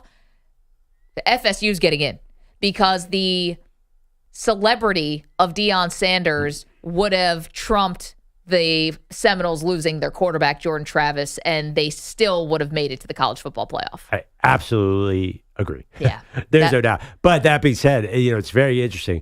What if SHEDEUR is their quarterback and not Jordan Travis? Now, I understand Jordan Travis was a 5th-round pick and he's not big, but he's the perfect college quarterback, and he played so well last year. It's hard to imagine them being 12-0 without them, even though Shedeur is pretty great.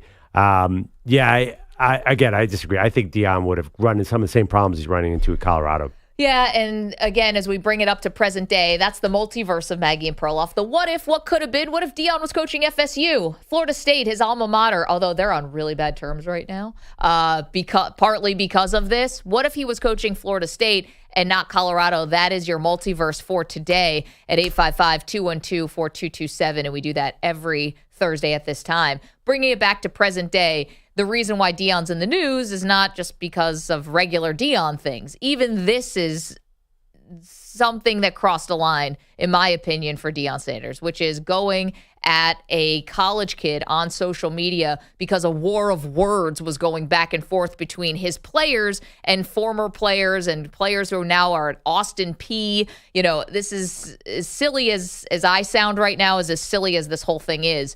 And Deion Sanders getting into the mix and criticizing a kid on social media is unbecoming for any coach. And Deion Sanders is no exception. Yeah, but Deion does all sorts of things that are unbecoming for other coaches. He is not going to bow down to your expectations or anybody's expectations. He's Deion. He's prime, for better or worse. Maybe for worse. But in this case, it's so consistent with everything else he did. Do you really expect him to change? If you do, it's not happening. The expectation of just being a decent person, I don't think changes just because someone is, flashy, braggadocious. Just you can still be a good person, and I think Deion thinks he is a good person. And this to me shows that makes me question that. A tweet makes you question what kind of person. Oh my God, you're way too online, because this is like people. This is not like this is an online story, but we have to take it to the radio because it's important. This is not a definition of who he is and how he treats people in his life. Now listen, he's a hardcore coach. There's no doubt about it. The dude walked into the building and said, "You stink. Get out of here." So I think it's consistent with that. I don't think you can judge all of Deion as a person because of this. Listen, how about that recruit's mom who said, you're crushing kids' character? That's true, but I mean, honestly, is Deion any worse? You don't think Nick Saban crushed his kids' character? These elite coaches are brutally honest people. They're very tough, and kids get cut all over the country. I get it, but and I think that constructive criticism and hard coaching can be very beneficial when it doesn't feel personal. Because you know that a coach has your best interests at heart. This feels personal. First of all, not only is it just really beneath somebody of Deion's stature, but also, or any coach, to do it publicly means you're looking for clout off of punching down on some kid. Like Deion cut everybody the day he got into Colorado, told everybody hit the portal, as you said. Not other coaches may have done that, and they didn't do it for a reality TV show and put it on YouTube. They weren't trying to get clicks off of it. I get the criticism about this can feel like a sideshow sometimes because you're taking somebody's pain and you're turning it into entertainment. And on Hard Knocks, I get it because they're professionals there. This is college. That just seems like bad taste. It's tacky. You dressed as Deion for Halloween, Maggie. That was Halloween. Because, it was a good costume. Yes. I'm just saying, it just feels like people are jumping on Deion because the team stinks right now. I just can't get past that. The other thing, too, is Deion is just who Deion is. He can't do it any other way. He can't not walk into Colorado and cut everyone. I honestly, you think Urban Meyer was not brutal to his players? Do you think Nick Saban's not brutal to his players? I could go down the list of, title-winning coaches. Yeah, I mean, maybe Kirby Smart's a little nicer than the average guy, but this is a rough business we're in. I get it, but again, does it have to all be public? I mean, I know that Nick Saban and Brian Kelly, and they dress down guys on the sideline and they'll scream in their faces, and even that can get a little uncomfortable. But usually, at least they have the decency to cut somebody in private. I think maybe it's not that big a deal. I think those guys are probably just as big a jerks in their own way. I think you have to be to win. Let's get to our poll results as we have a Maggie and Perloff on Twitter. Maggie and Pearl on Twitter. What's the poll question, EJ? All right, so we asked simply, are you in or out on Deion Sanders at Colorado right now? The 66% say they are out. 33% say they are in. So people not feeling great about where Coach Prime is right now. There's also a new poll up there as well regarding how Deion would have done at Florida State. Love it. That's the multiverse today of Maggie and Perloff. A what if, a what could have been. What would it have been like if DeionSanders was coaching Florida State, his alma mater, like he wanted to back in 2020? I'll tell you what, Jordan Travis would have never saw the field. Nope. SHEDEUR would have been starting day one. We know that. Well, actually, Jordan Travis has been playing since 2014, so he already has 6 years in. Yes, he is his all-season guy. Doing the research for this, I could not believe, and I should know this because my team played against him for it felt like a decade. I could not believe how long Jordan Travis was at Florida State. I was like, he was competing with James Blackman for the starting job. That guy. He was an Elite 11 with guys who've been in the pros for 3 or 4 years. It's insane. Yeah, he had 2 injuries though, didn't he? The injury last year, and then he had an earlier one, right? Yeah, he was an early transfer and an injury, right? Mm. He was at Louisville in 2018. Right. Wow. Yeah. He was playing college football in 2023. That's older than my kid. Yeah, I mean, he's not alone. Who's 5. He's not alone. Like, who's the guy? Cam Rising, I think, was in the same quarterback room with somebody who's been in the pros for like 4 Zach years. Wilson. It was definitely Sam Ehlinger. And there's another guy. He was in the quarterback room with a guy who's literally on his 4th year in the NFL. And he's starting next year at Utah. Yeah, it's not a young man's game anymore. College football is not a young man's game. But no, this is the last COVID year. So everyone's saying it'll normalize. I don't think so. I think with the NIL now, why wouldn't you want to keep staying? If you know you're not going to get that NFL money, you're going to drag out college as much as possible, get this NIL money. Why wouldn't you? So no country for young people here. Plus, you can transfer however many times you want. Just keep crisscrossing the country. Like, what else are you going to do? I would have played, if I was a college football player who wasn't going to the NFL, I would definitely stay. Why Isn't not? there a guy in Miami that's like he's going on his 7th year? The tight end, right? Cam McCormick, my guy. It's 7 years. Yeah. He's got a LinkedIn page. Not a joke. Business Suits LinkedIn page. Yeah. I would just hope that, and I know this is a little naive, if you're going to be in college for 7 years, I hope you're graduating with a couple degrees. Like, take advantage of the school. At it. Oh, Maggie, come on. You're not, especially if you're not going to the NFL, like, learn. I know it's hard. The coaches are very demanding. I know. I'm not sure if this is good for college football, but I understand anybody who decides they want to be a 7-year tight end. Like, being a college football player is mad cool. Like, saying I'm the tight end for the University of Miami. I don't care if you're 25 years old. That's still a cool thing to say. Yeah, it's awesome. Yeah. It always reminds me, though, of the line from Dazed and Confused with Matthew McConaughey, where he's like, I keep getting older and they keep staying the same age. It's kind of creepy. By the way, that fact, Cam Rising, Utah quarterback, Heisman hopeful, he was in the quarterback room with Shane Buechele, who is entering his 4th NFL season. And by the way, I think he's on the Bills now, according to Wikipedia. So Shane Buechele was definitely behind Mahomes, and he's played a little bit. But that's incredible. He's 26 and is a 4th-year NFL pro, and his college teammate is it's insane. There's a bunch of old guys. I love this. Is going to be our story. We should embrace these old guys coming into next year. And like give them an NIL deal for AARP? What are we going to do? Orthopedic back pillow? This is a whole new market that has not been explored. Just like white New Balance shoes, Velcro on them. 855-212-4227. Okay, coming up, cracking the code on scouting. The Kelce brothers did it. The key to finding the perfect athlete. Courtesy of Jason and Travis. They'll tell us about it next. Don't move. Maggie and Perloff. You're in a 5-minute break.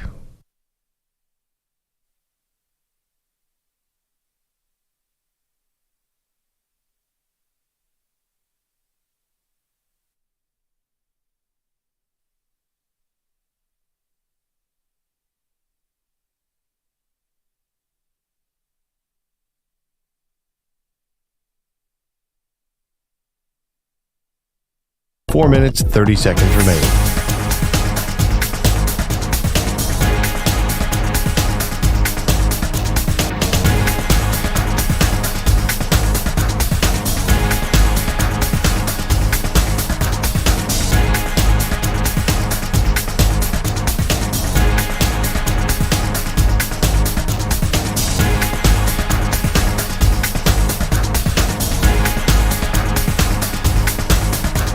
4 minutes remaining.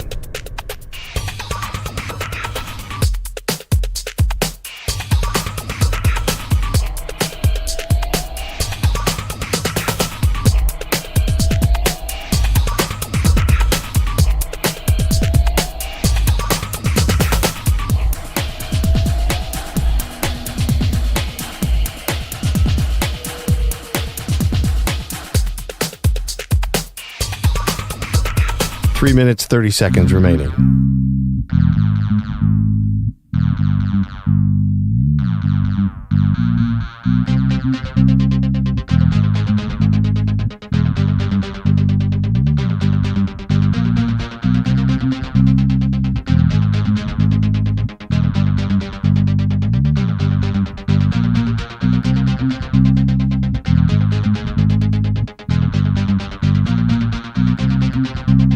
Three minutes remaining. Peter Berardi, he made a prediction, said that he gonna win. Celtics got no conviction, but now he's hiding, running away, won't own up to his words, can't face the dismay. He thought Miami would rise like the sun in the sky, but now he's got excuses, got no alibi. He thought the Heat had it, it was a sure bet, but they couldn't handle Boston, not just yet. Peter Bellotti, where you at now? You made a bold choice, but where's your wow? Can't stand the heat in the kitchen, your predictions cold. You're playing hide and seek, leaving us in the fold.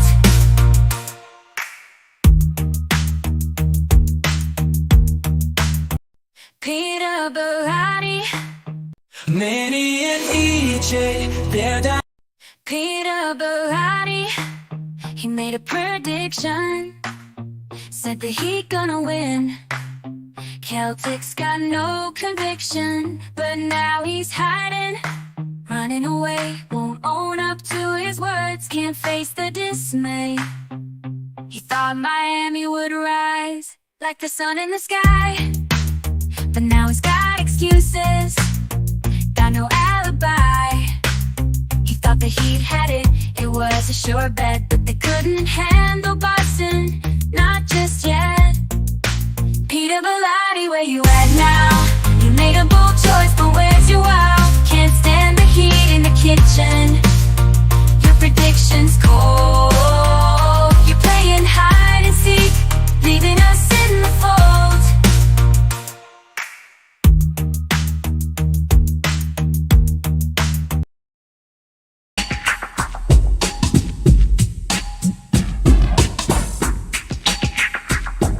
.45 seconds remaining.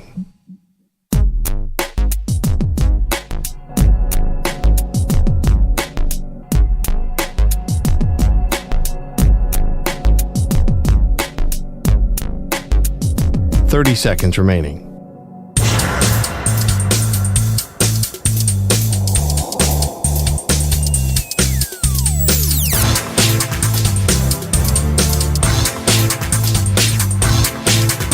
.15 seconds.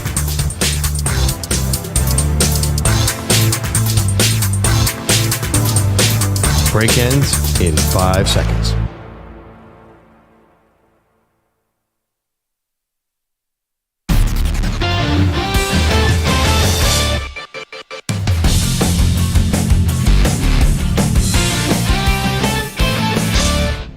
We're back on track. On the floor scoring more is 94, and the Knicks are hardcore. And I tell you like this, we ain't never looked sharper with Hubert, Bonner, Greg, and Harper.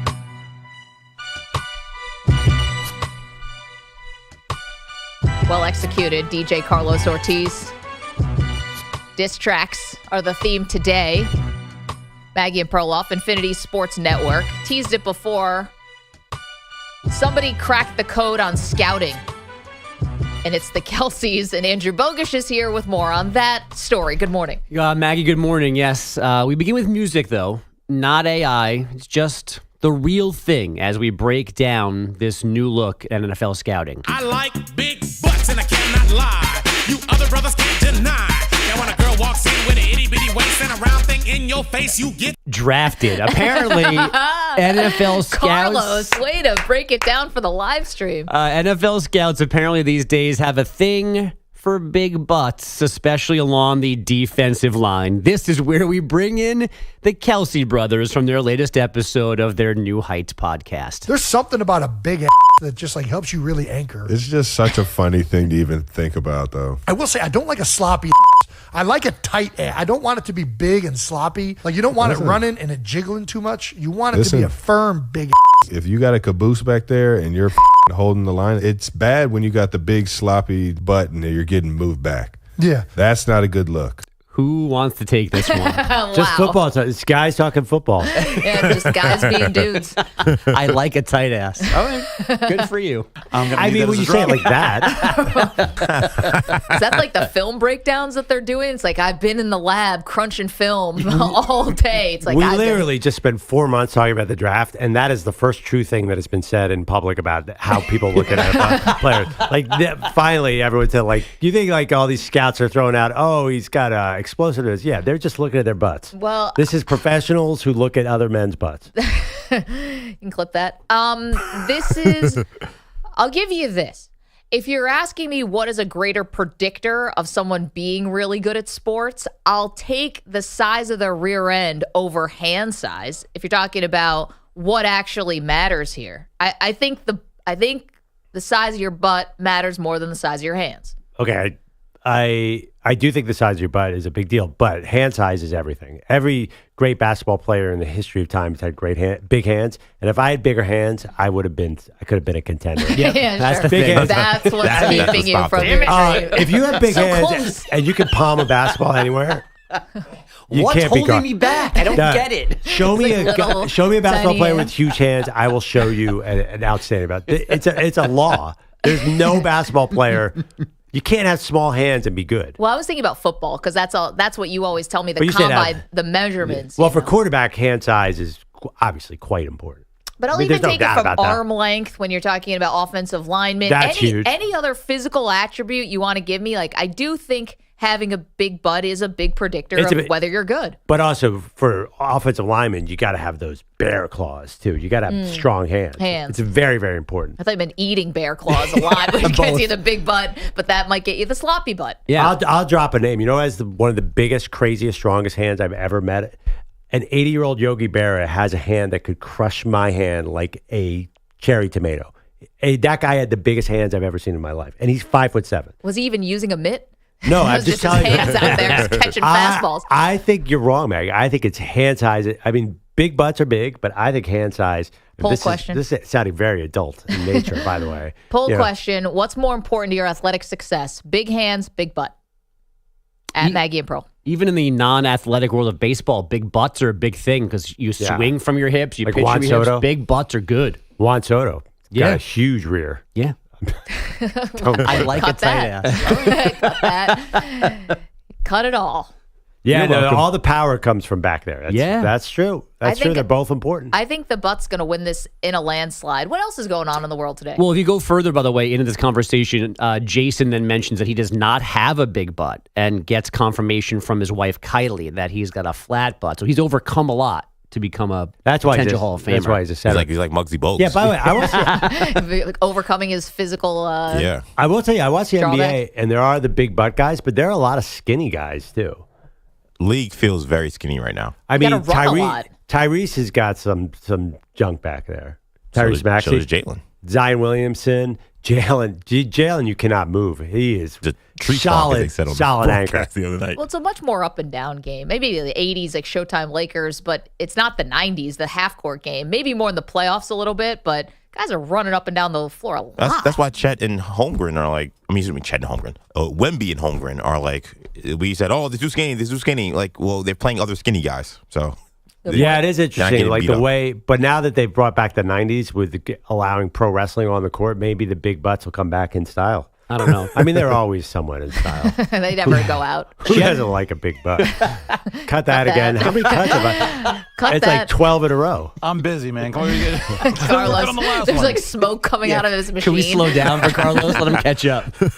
Belotti's going to be so mad. We should force him to listen back to this segment of what he missed. You should mislabel those so that Belotti thinks it's us talking about sports and he hits the drop and it's just tight butts. What the hell? Who did this? That's a good game. Mislabeling and Yes. No, I mean, listen, that's Belotti his might normal lose system.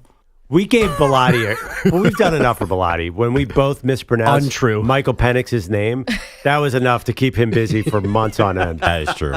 He is so happy. Like, that guy has not stopped smiling since your unfortunate mishap, Maggie. I was on little sleep. Bogusch, what else is going on? A year ago, the Celtics season ended in the Eastern Conference Final by losing Game 7 at home to the Heat. This spring, the Celtics smoked shorthanded Miami in 5 games in round 1. Revenge, though, wasn't on Joe Mazzulla's mind after last night's 118-84 clincher. I don't really worry about what happened last year. At the end of the day, I like how we approached the series regardless of who we were playing.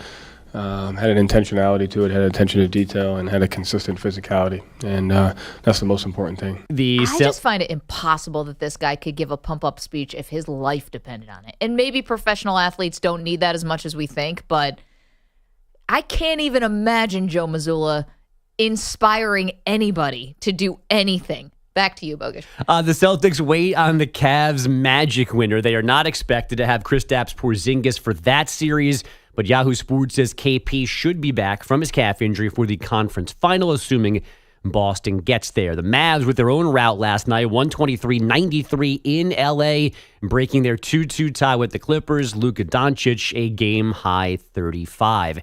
The Suns' season is long over, and we still don't know the fate of head coach Frank Vogel after getting swept by the T-Wolves. Owner Matt Ishbia says the autopsy has not begun yet. Not one discussion about my GM, my coach, like players. Are we re-signing? Are we trying to get what free agents? Like, just haven't had the conversation, honestly. I think Frank Vogel did a lot of great things. I think James Jones does a lot of great things. I think Josh Bartelstein does. I think our players do. I think I've done some great things, but we're going to evaluate everything. Frank Vogel did a lot of great things is the closest Ishbia came to a show of support for his head coach, but at least Ishbia thinks Ishbia did some great things during Well, we're this passing season. out credit here. Well, I give some to myself for being alive. Playoff hockey. Being the rich. Oilers are now done with the Kings. Power play set to expire. McDavid centers one-timer score.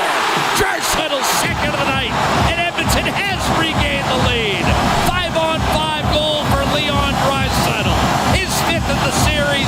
Edmonton 3, LA 2. Jack Michaels on Oilers Radio. 2 goals from Leon Draisaitl, 2 assists from Connor McDavid. Edmonton takes the series in 5 with last night's 4-3 win. The Stars took a 3-2 lead on the Golden Knights with a 3-2 home win. Yoshinobu Yamamoto with 6 shutout innings in the Dodgers' 8-0 win in Arizona. The Yankees a 2-0 win in Baltimore, recreating their virtual tie atop the AL East. And Illinois Governor J.B. Pritzker says that's a tough name to have, and that the Bears' $5 billion lakefront stadium and development proposal is a non-starter for the state, mostly because it calls for $900 million in public funding. Guys, more butts from you. Wow.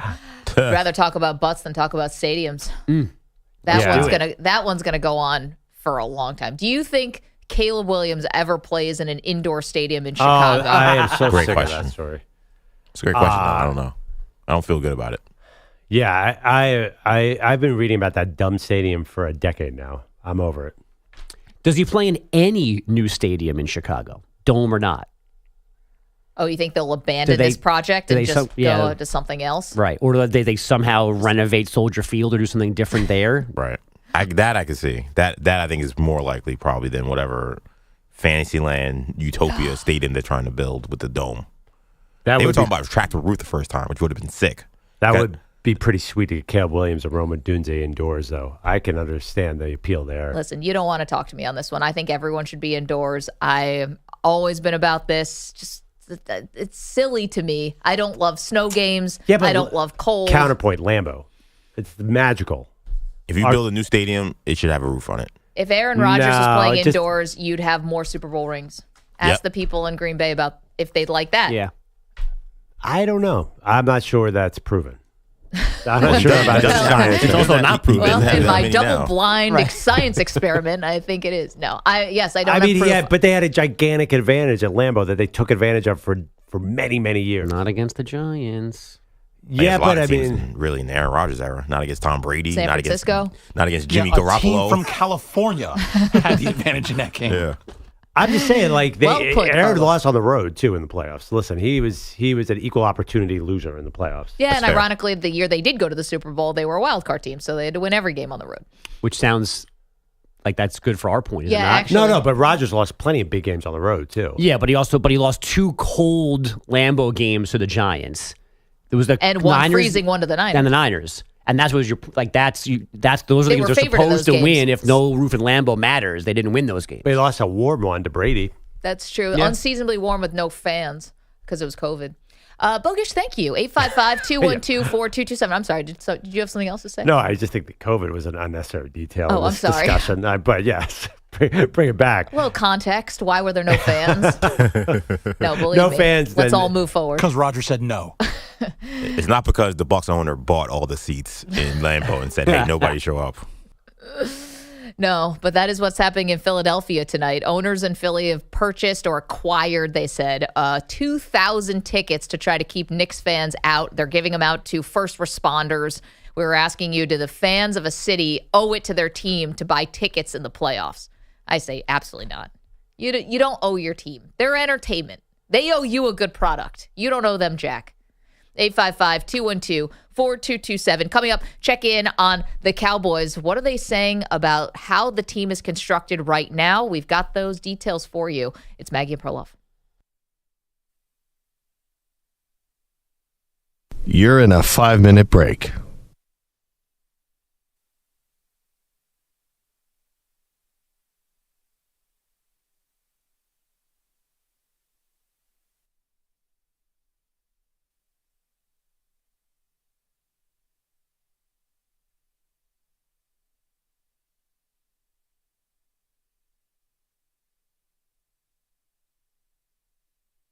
Four minutes, 30 seconds remaining.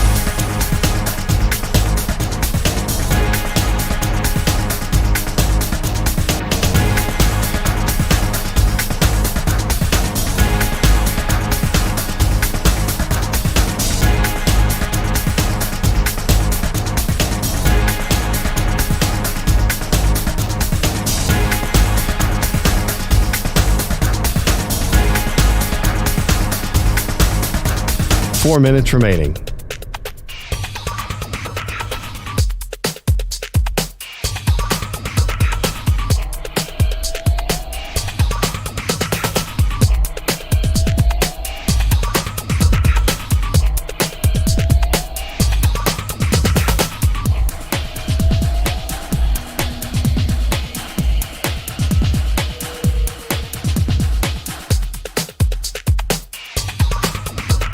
Three minutes, 30 seconds remaining.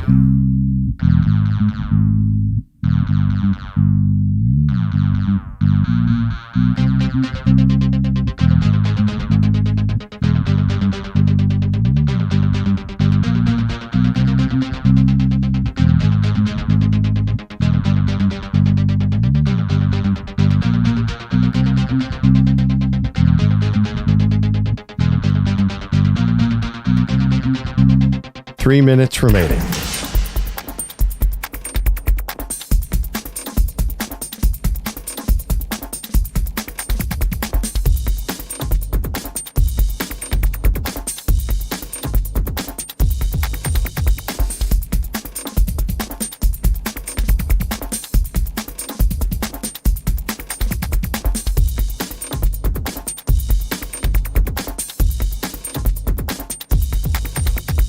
Two minutes, 30 seconds remaining.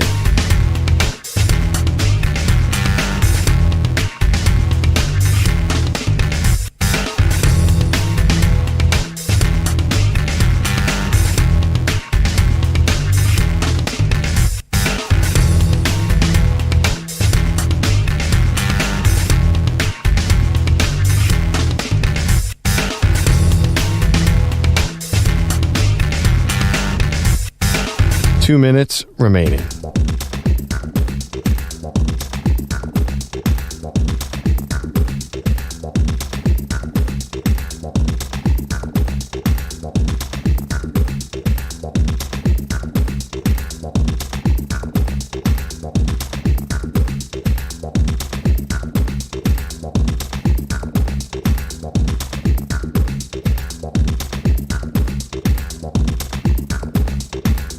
One minute, 30 seconds remaining.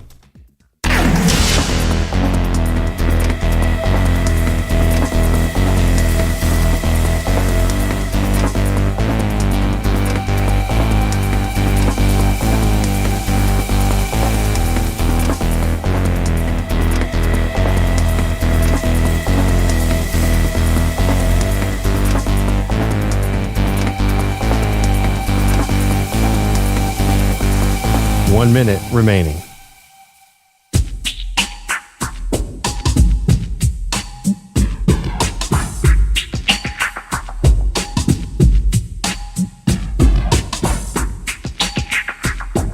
$45 seconds remaining.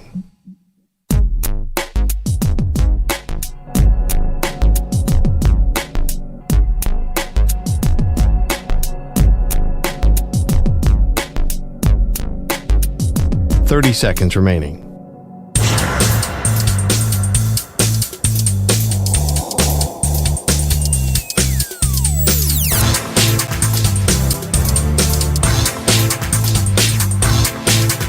$15 seconds.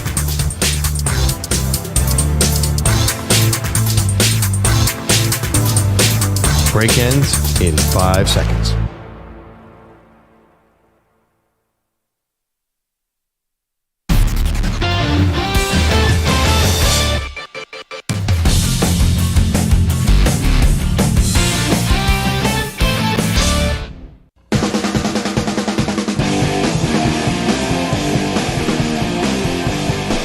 Welcome back. Maggie Gray, Andrew Perloff, mornings here on the Infinity Sports Network. The music theme today from Carlos is Diss Tracks. And who is this? This is Foo Fighters, I'll Stick Around. They were dissing Courtney Love. All right. There we go. 855-212-4227 if you want to get involved with the show. Poll question out there. Are you in or out on Deion Sanders, who has gotten himself into a little bit of a dust-up, going back and forth? Well, he just kind of dunked on a young college player on social media after players were going back and forth talking trash online, and all of a sudden here comes Deion with a tweet basically getting into the fracas with a bunch of kids. So you can go and vote on that poll at Maggie and Pearl. Let's get to our Cowboy Quickie.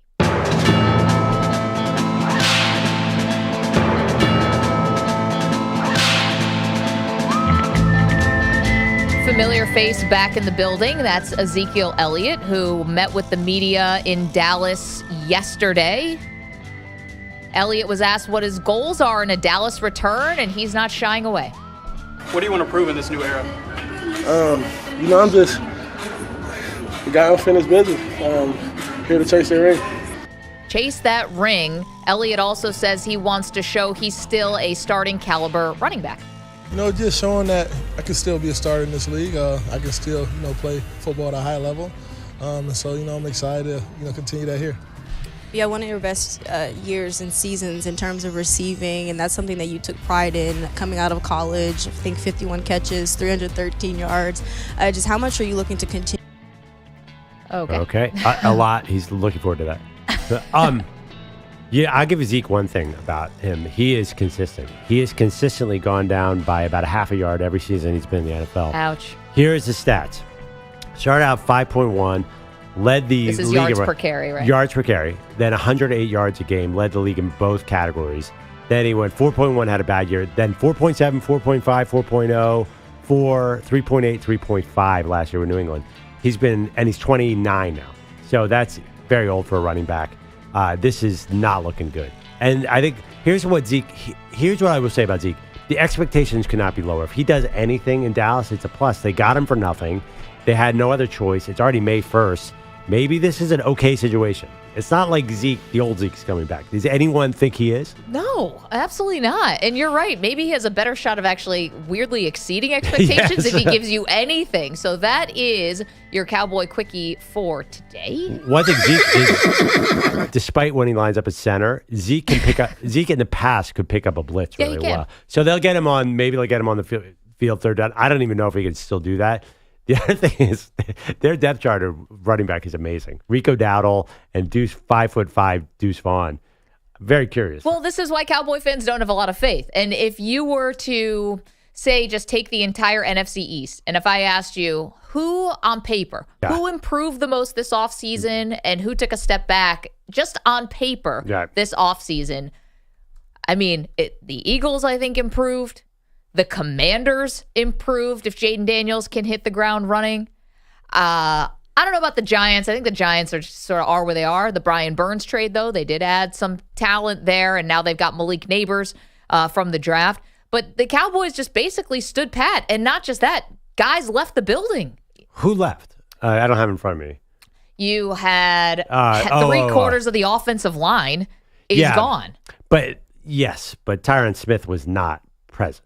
I think they killed it in the draft. I know this is unbiased, but they got Tyler Guyton, the left tackle. They're great at drafting tackles. Like, I have to feel Bob. And they got this guy Cooper Beebe. He's supposed to be the toughest guy on the team already. Yep. So they had two major problems last year. They could not run the football and they could not stop the run. So they at least made moves to address that. So maybe they did improve marginally, because I don't think they lost anybody that was so important. Well, Dorrance Armstrong, Dan Quinn took a couple guys. Okay. Yeah, but they couldn't stop the run. Their defense was awful toward the end. Fair point.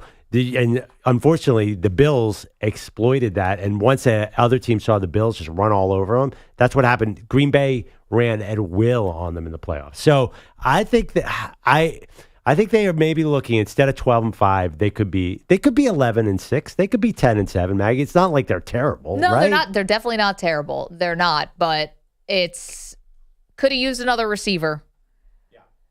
We'll see what happens with the run game. I do agree it's more important to get your offensive line in good shape than it is to get any one particular running back. And then we'll see if they can stop the run with Mike Zimmer as their new defensive coordinator. And let's be honest, what's really going on here with Dallas is if they go into the year without extending Dak, then they might be taking their medicine on Dak. They might be like, we're not really going all in because we want to rebuild. Like, we want to start over without Dak. So, and listen, there are a lot of Dak critics who think that's the right strategy, right? I mean, not re-signing him, I think, is going to be somewhat of a popular move. Well, okay, but you got to tell me then who's playing quarterback for the Cowboys, because I know it's easy to say let's run Dak Prescott out of town, but I need a good plan B. I need somebody who I know is going to come in and try to keep this train going, and there's not an obvious answer for who that is. I'm a Dak fan, but you have to admit, remember the day after the Green Bay game, it did not feel like Dak really belonged there. I mean, guy keeps getting killed in the playoffs. So, free agent. I always say, watch out for Aaron Rodgers or Matthew Stafford to come home. Some old guy. Yeah, that's not the best. Old. It's not the best. It's not. It's if you brought that strategy to Jerry, well, he might like it. But oh yeah, are you kidding me? He would trade half the team for Matthew Stafford right now. Okay, more NFL news, and this one comes from James Palmer. James Palmer, formerly NFL Network, who is in Denver and knows the AFC West better than anyone. He said on a show that the NFL will suspend Rashee Rice, their wide receiver, for quote-unquote half a season at least. So, which is not surprising. For the car accident, yeah. Yeah, he was in a car accident where he was going way too fast. Drag racing. I don't know if they've officially said it's drag racing, but it's clearly drag racing. This is a huge loss for the Chiefs. Last year, we used to bet. Every week we did an over-under, an over-under, the spread, and one prop bet. I bet against Rashee Rice 3 times. Lost every time. Yep. He was such an integral part of this Chiefs offense. They used him as the ultimate possession receiver. He was kind of like Kelce light. When Kelce wasn't getting the ball, Rashee Rice was doing those things. This one hurts. This hurts the Chiefs. And that's what I'm sort of saying. I find it hard to believe they can three-peat because so much has gone right the last 2 years. Are we sure that they're not going to run into a bunch of hiccups like this? This is the first what could be many hiccups. This one doesn't scare me too much. First of all, Rashee Rice deserves to be suspended, no doubt. He was driving. It was reckless. He's lucky that everyone walked away from that accident because it could have been so much worse. Okay. This is not going to impact the Chiefs in any material way, in my opinion, because first of all, if it's half the season is so freaking long right now with 17 games that you can afford to sort of hold the fort, if you will, for the first half of the season, and then you get him back in the second half. It's almost like you're getting a healthy body, like something at the trade deadline. I don't think this is going to really hurt the Chiefs. We saw last year you could not trust the receiving core. They couldn't hold $5, let alone hold down a game. And what happened? He could, though. He was never had the drops. Okay, but as a receiving core, nobody trusted them. I mean, they were one of the weak points of this team, and they still won the division and won the Super Bowl. So, and it's not just a blanket, I trust the Chiefs, they can do no wrong. But with this particular problem, having to overcome the absence or the inconsistencies of a receiving core, I just watched them do it. Why couldn't they do it again? Yeah, darn, that's a good point about getting a fresh receiver, right? I don't really have a counter to that, except that they are going to have to play. Look at this receiving core. Hollywood Brown, Xavier Worthy, Justin Watson, Sky Moore. Did they cut Kadarius Toney? Am I imagining that? I'm not sure if Kadarius Toney is back. They should if they did. Justin Ross. I mean, we have more pure speed on this list and guys who just do not deliver on that speed than any team in the history of the league. You got Hollywood Brown. I mean, is it ever going to come together for him? And I just think like this is a wonky receiving core. If Travis Kelce is not Travis Kelce, they're in trouble. You said that the other day, and I was arguing against you. But Rashee Rice was sort of their stopgap. Yeah. I think he was a very important part of this offense, and they're going to miss him.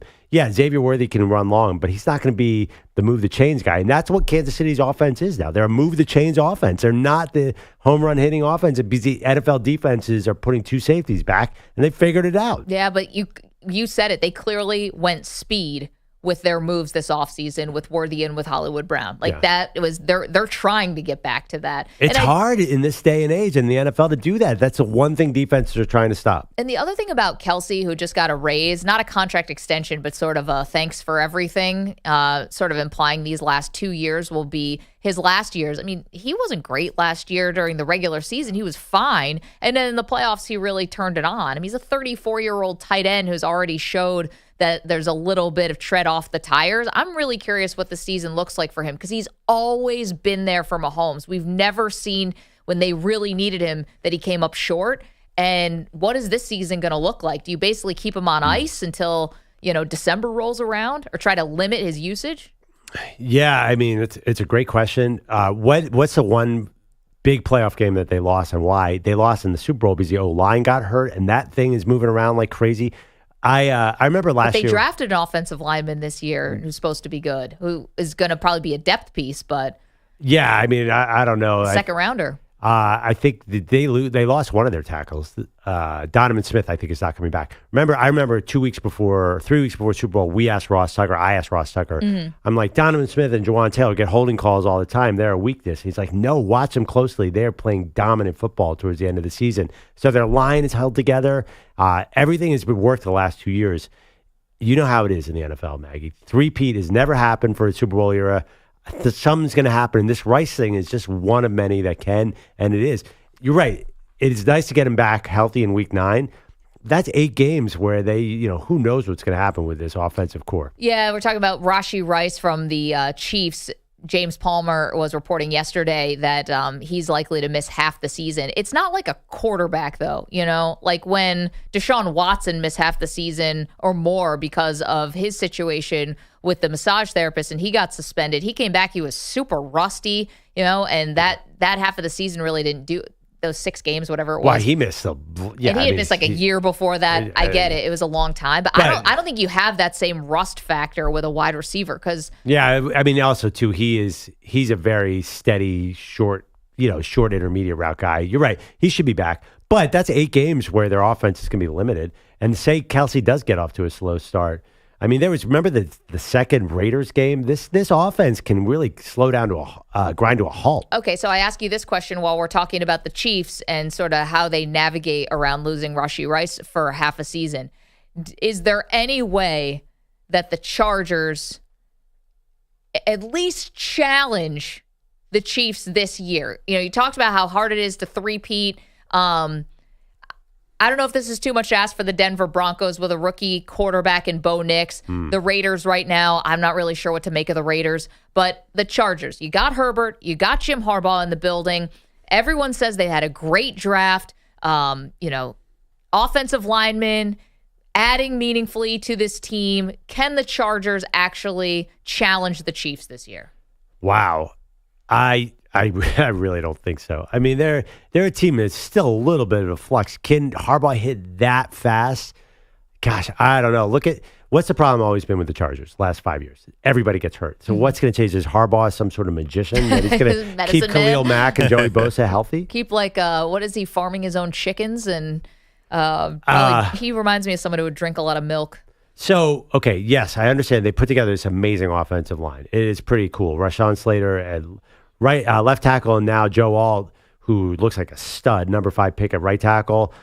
They're going to run the ball. They have Justin Herbert. But look, they're still depending Bosa, Derwin James, Khalil Mack. I just can't see these guys playing 17 games of consistent, healthy football. Okay, but we're talking about the Chargers and whether or not they can challenge the Chiefs in the AFC West. Can we also just count on the new coach bump here? I mean, you got Brandon Staley out of the building, and now you've got Jim Harbaugh in the building. That has to be worth 3 wins. They were 5-12 last year. Okay, so maybe we get to 8. 8's fine, but that's not going to catch the Chiefs. Your question was, will they catch the Chiefs? Well, here's the other part of it. It's not just the new coach bump, even though I just said that. It's also a better offensive line bump, and a Justin Herbert is awesome, and usually you don't get a coach who gets to pair with a quarterback like that right in the prime of his career bump. So you have this sort of, it's not so secret weapon who's just not been able to be utilized in the way that I think we all think, that we believe. Like the ceiling on Herbert is so high. Right. But I mean, obviously they lost Mike Williams and Keenan Allen. So there's those guys were hurt all the time. Keenan Allen was a big deal. No, he hurt was a all big the deal. time though. Yeah. But I mean, that's a big part of Justin Herbert's success. Keenan Allen he is hurt often, but he's definitely played a lot of games. So their receiving core is definitely iffy. Not that they're going to see the ball because Jim Harbaugh is going to hand it off every time, right? I mean, this receiving core, I'm looking at Josh Palmer, Quentin Johnson, Ladd McConkey. That's raw. That is definitely unproven. 855-212-4227. If you want to listen to the show, so many ways. Of course, on our incredible Infinity Sports Radio affiliates, who we love and adore. The absolutely free to download Odyssey app. It's crystal clear. You can replay parts of the show. It's a great user experience. I highly suggest it. The SiriusXM, channel 158. What a channel. We love it. You can also watch the show, youtube.com/Infinity Sportsnet or twitch.tv/Infinity Sports Network, where Two-Ton Tony says, yes, the Chargers will be contenders. Tony's with me on this one. Oh, so you're saying contender? I think contenders. Yeah. Contender for what? Definitely playoffs. I think they're making the playoffs. Say contender for Super Bowl. Because making a wild card game for the Chargers again does not make them a contender. I think the Chargers are making the playoffs. Period. Big deal. They made the playoffs under Brandon Staley. And they blew a 24-point lead in one of the most embarrassing losses in playoff history. And I would know a thing or two about that. EJ, you look like you want to say something. Fair. I'm just curious if this thing goes south year one, which I feel With like who? I lean with the Chargers as a team. Okay, Jim Harbaugh. Like, they had 5 wins last year. I don't think this roster is very good. I think Perloff's been maybe ahead of the curve on that, now looking at it again. If they win 6 games this year, I mean, is that a major disappointment in year one, or is he going to get a lot of time? Because Jim Harbaugh is, he's a little bit of a lightning rod in terms of people love him now, but tomorrow he's very easy to hate too. 2 separate issues. He'll have time. They're not going to fire him right away. He's not going to be on the hot seat. For sure. But will it be disappointing? Absolutely. Kind of Harbaugh. Feels a little like Sean Payton. Like Sean Payton actually improved the Broncos, and he's still getting killed. 855-212-4227 coming up. Can the Falcons win enough for this whole Michael Penix situation to be a non-issue? I'll tell you that next. Don't move.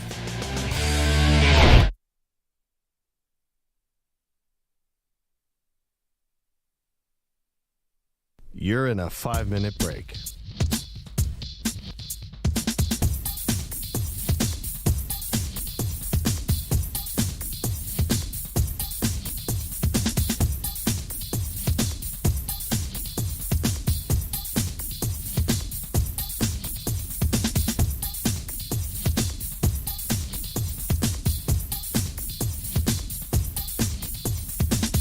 4 minutes, 30 seconds remaining.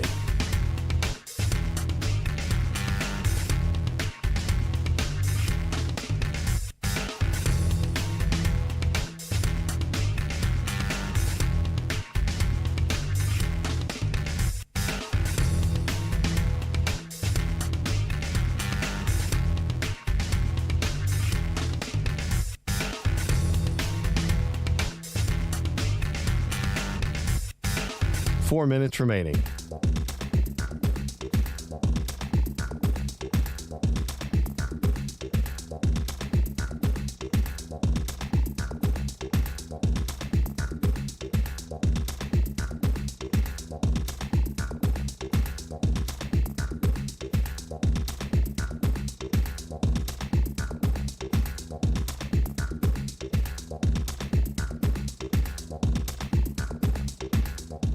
Three minutes, 30 seconds remaining.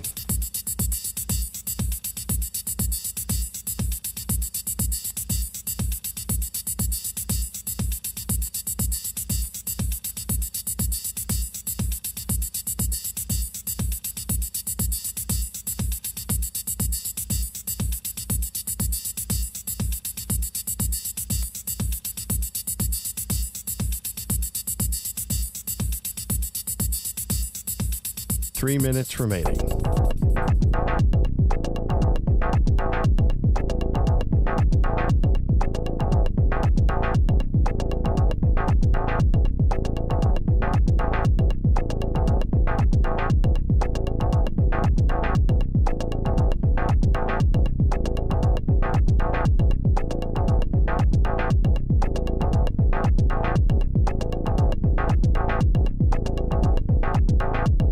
Two minutes, 30 seconds remaining.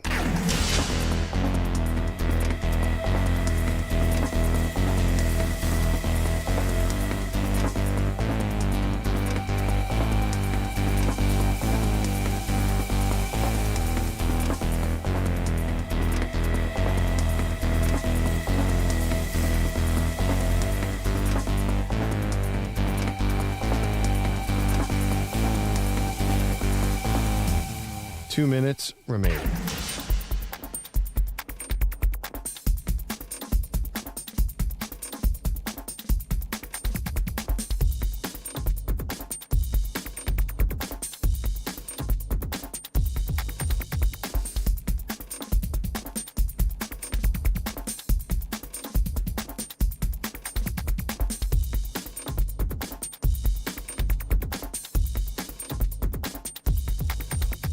One minute, 30 seconds remaining.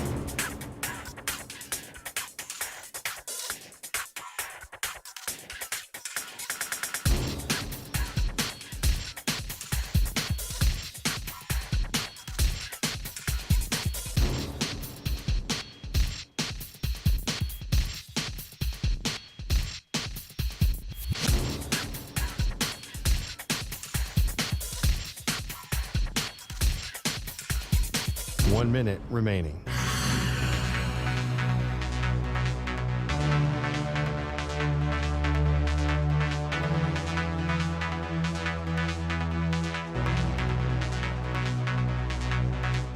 Forty-five seconds remaining.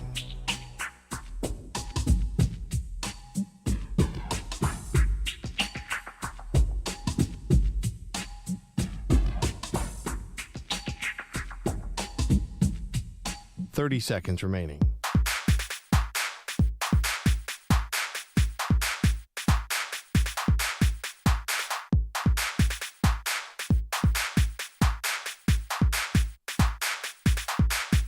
Fifteen seconds.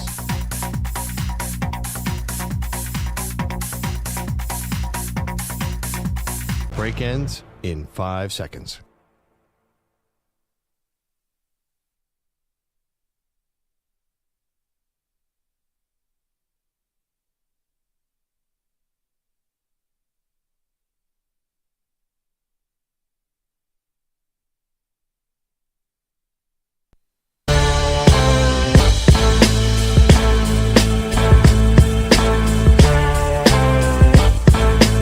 It's Maggie and Perloff on the Infinity Sports Network.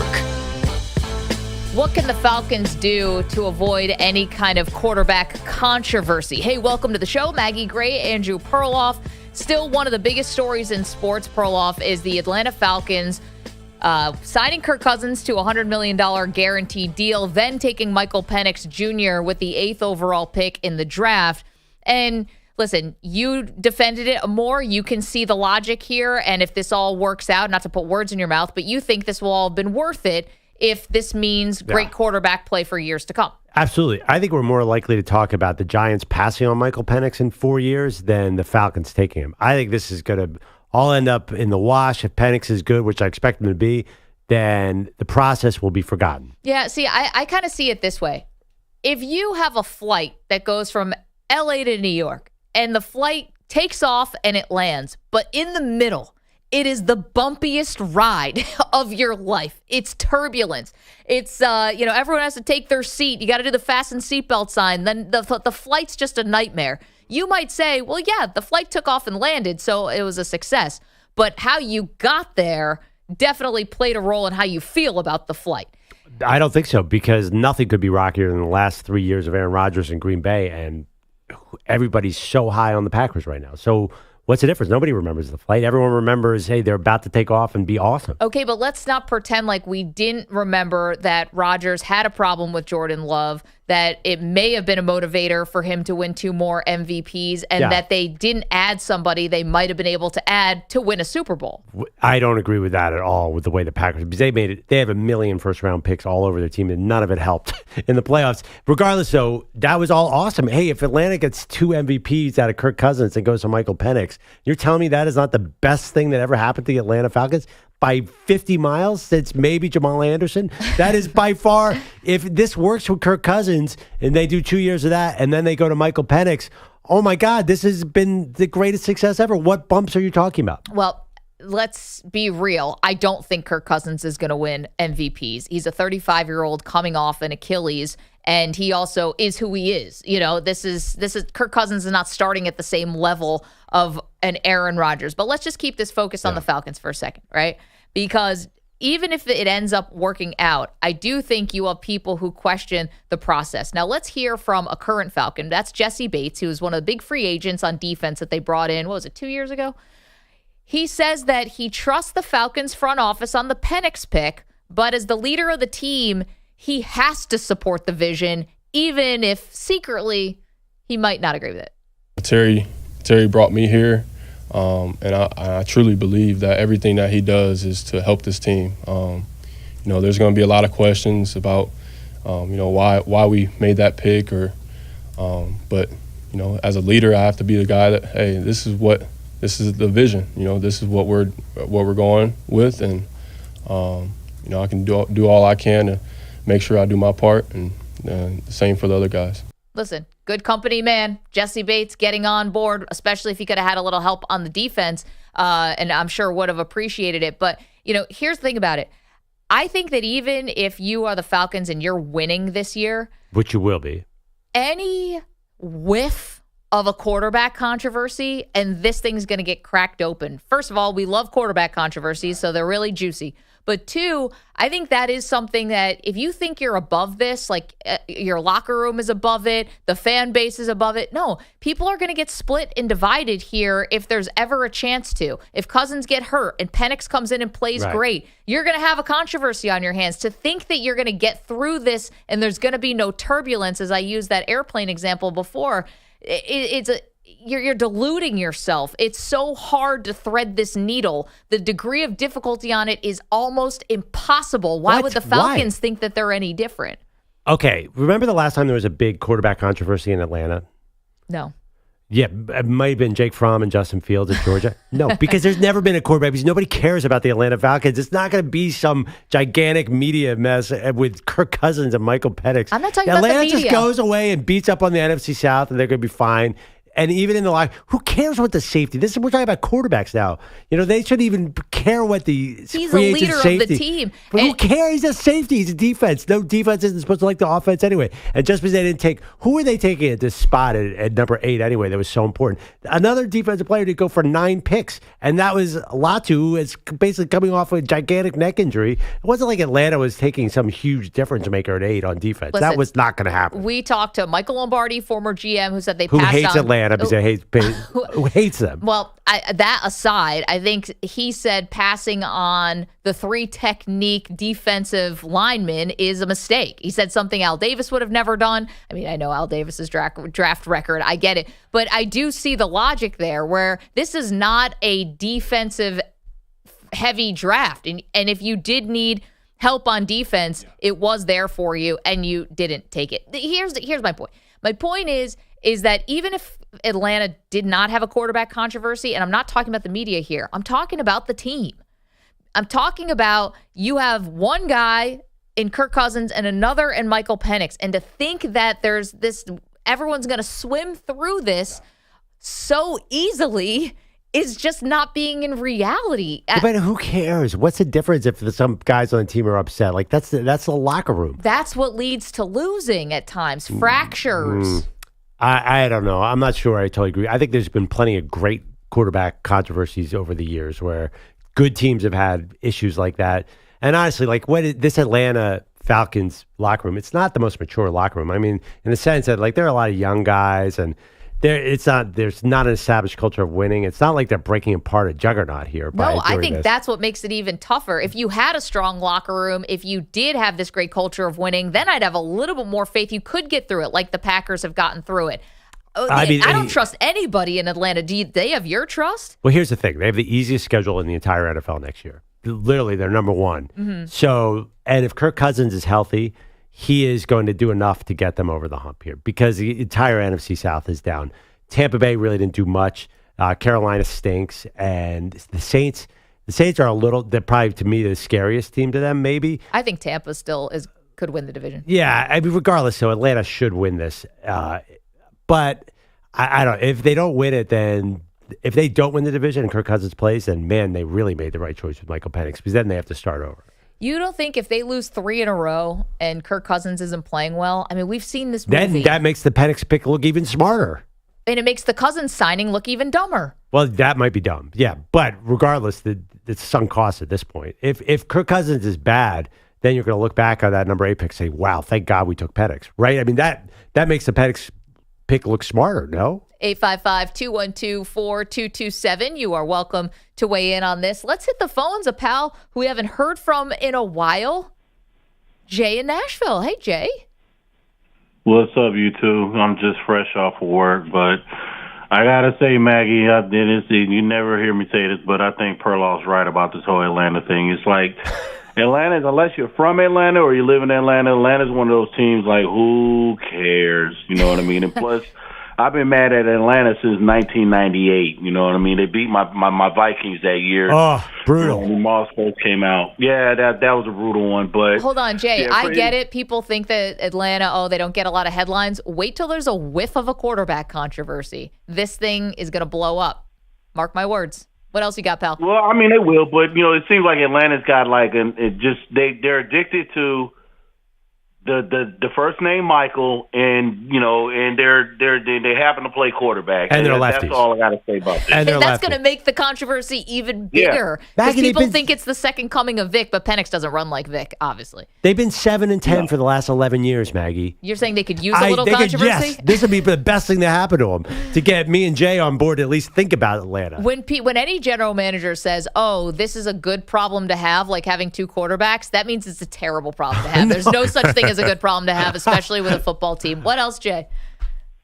I hear y'all. Oh, yeah, I've been listening to y'all for the past few days, man. It's just like I get off of work at the right time now because I'm going off of work. I get to listen to y'all going home. But I hear the whole LeBron thing. Like, seems like L.A., period, both teams got some stuff going on. As far as LeBron, yeah, I would love to see him go to my Sixers. And I did like text in just to stick it to Perloff a little bit because you complain about Harden, but look at Harden now. You know what I mean? It's like Jesus. You know what I mean? And then we got rid of Mr. Raspy voice from last year, and now we got Nick Nurse, and it's like it's really no big difference. But as far as the clips, I would really, and I know it's a long shot, but I would really love to see him trade Kawhi and bring on Durant, try to get Durant from Phoenix. And we're talking about them getting the band back together. You got Durant, you got Harden, and Westbrook. Then you got Westbrook. You know what I mean? You got a funny sense of humor, dude. Nobody wants to see that except for you. Oh my God, I would love to see that. And then they wind up winning the title. You know what I mean? You talk about an ironic story. I would love to see that. I would really love to see that. All you're missing in that scenario, Jay, is LeBron going back to the Heat, and then they can play each other in the title game again, like Oklahoma City played the Heat. Jay, I'm glad we work out in your schedule now. You're one of our faves because you're always doing something to improve yourself. You're always reading books, listening to books on tape. Any interesting books on tape lately? Not really, just the big book, the Alcoholic Anonymous book. That's like the biggest book for me right now. So, yeah, it's a good book to read. But as far as, man, I'm always going to fit y'all in my schedule. So it's not like y'all fit in my schedule or anything like that. It's just I happen to get off of work, and it's like a no-brainer. I'm walking out. I work for Nissan. I could walk out in the Nissan plant with y'all blaring and everybody looking at me crazy, like, who are you listening to? And it's just like, I don't care. Hello, Nashville.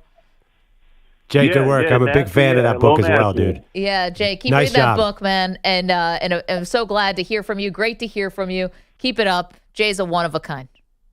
Found us in the afternoon and now still hanging with us in the morning. Well, the best thing, I always think of him, and I'm sorry, as Jay in Alabama, too. I know he was Jay in Alabama for a long time. Jay in Alabama, who's had fandoms that were all over the country, which is great. I know. His Sixers. I forgot about the Sixers. I think was it Dr. J or Barkley who got him into the Sixers? He was one of those rare national Sixers fans, which I love. They should get him a ticket and let him go to the game. Good call. He'd be great. Yeah, he absolutely deserves it. Notice they didn't call me. I tried the trick. I don't know if you guys saw. I tried the trick Michael Rubin yesterday by posting on Twitter, "Hey, like get this guy." Perloff? No, get me to the game. Wait, posted a picture of me. Yeah, you're going to go down to that game and you wouldn't go courtside with me to a Knicks game? I did go courtside with you. Yeah, to a but Knicks first time game. I asked you, you said no. Wait, hold on one second. Playoff game on. So here's regular season game, but yeah. Here's the thing about this. So the Sixers owners acquired 2,000 tickets to give them to first responders, but also to block New York fans to coming and taking over the arena. They said they were going to be vetting everybody to make sure they're true Sixer fans. How would one do such a thing? Like, you're going to go back through all these social media of some nurse that works in some hospital and in Delaware? Yeah, what are you going to do? I'd love to have like a Philadelphia quiz for them. Nah, you could tell a Sixers. Who was the number one draft pick in 2019? It's not hard to figure out a Sixers fan. They're talk with that accent. Just look at two tweets, and you'll just be able to tell who's a Knicks fan and who's a Sixers fan. It has to say "Go Birds." You have to have a "Go Birds" tattoo somewhere on your body. Fly Eagles Fly. You have to know all the words to Fly Eagles Fly. If you had to know all the words to the Sixers song that they play at the end of every win, Perloff would not be eligible. I didn't even know they had a song. Oh, you didn't know about the song? No. Play the song? No. Oh. Unfortunately, I can sing it for you, Carlos, if you'd like. It's in our system somewhere. By all means, please. Okay, go. Yeah. Well, you don't do the right words. Can you give me the beat? No. It's 76ers, everybody. Maurice Cheeks. Dr. J. Don't say that. Bobby Jones, Charles Barkley, Mark Ivoroni, Allen Iverson. Wow. Actually, well done, actually, on the fly to get Mike. There we go. Yeah, see? Boop, boop. Dr. J, everybody. That's not what it is. 76ers are in the house. By the way, this could be jinxing the 76ers. Do you play this song before the game? Oh, I don't know when they might play before the... By the way, it does... No, we're playing it now. It's like touching the cup. Like, can you play the victory song, 10 hours before the game starts? Oh, are we screwing this up? I hope, yes. Oh, I mean, you've been playing the we're doing reverse jinx, so maybe this is exactly what you want. I'll tell you, Carlos, you'd never heard this song. You can't unhear it now. Next season, when you're watching 76er games, if you watch 76er games, you'll hear it constantly. Yeah, And the it's one first of those line is, things you can't get out of your head. clap your hands. It always sounded like Dr. J to me, and I just hearing it there, I heard Dr. J, everybody. By the way, another thing the Sixers do, and I think they're the only ones who still do this, every time a free throw goes in, they play Mr. Burns from The Simpsons going, excellent.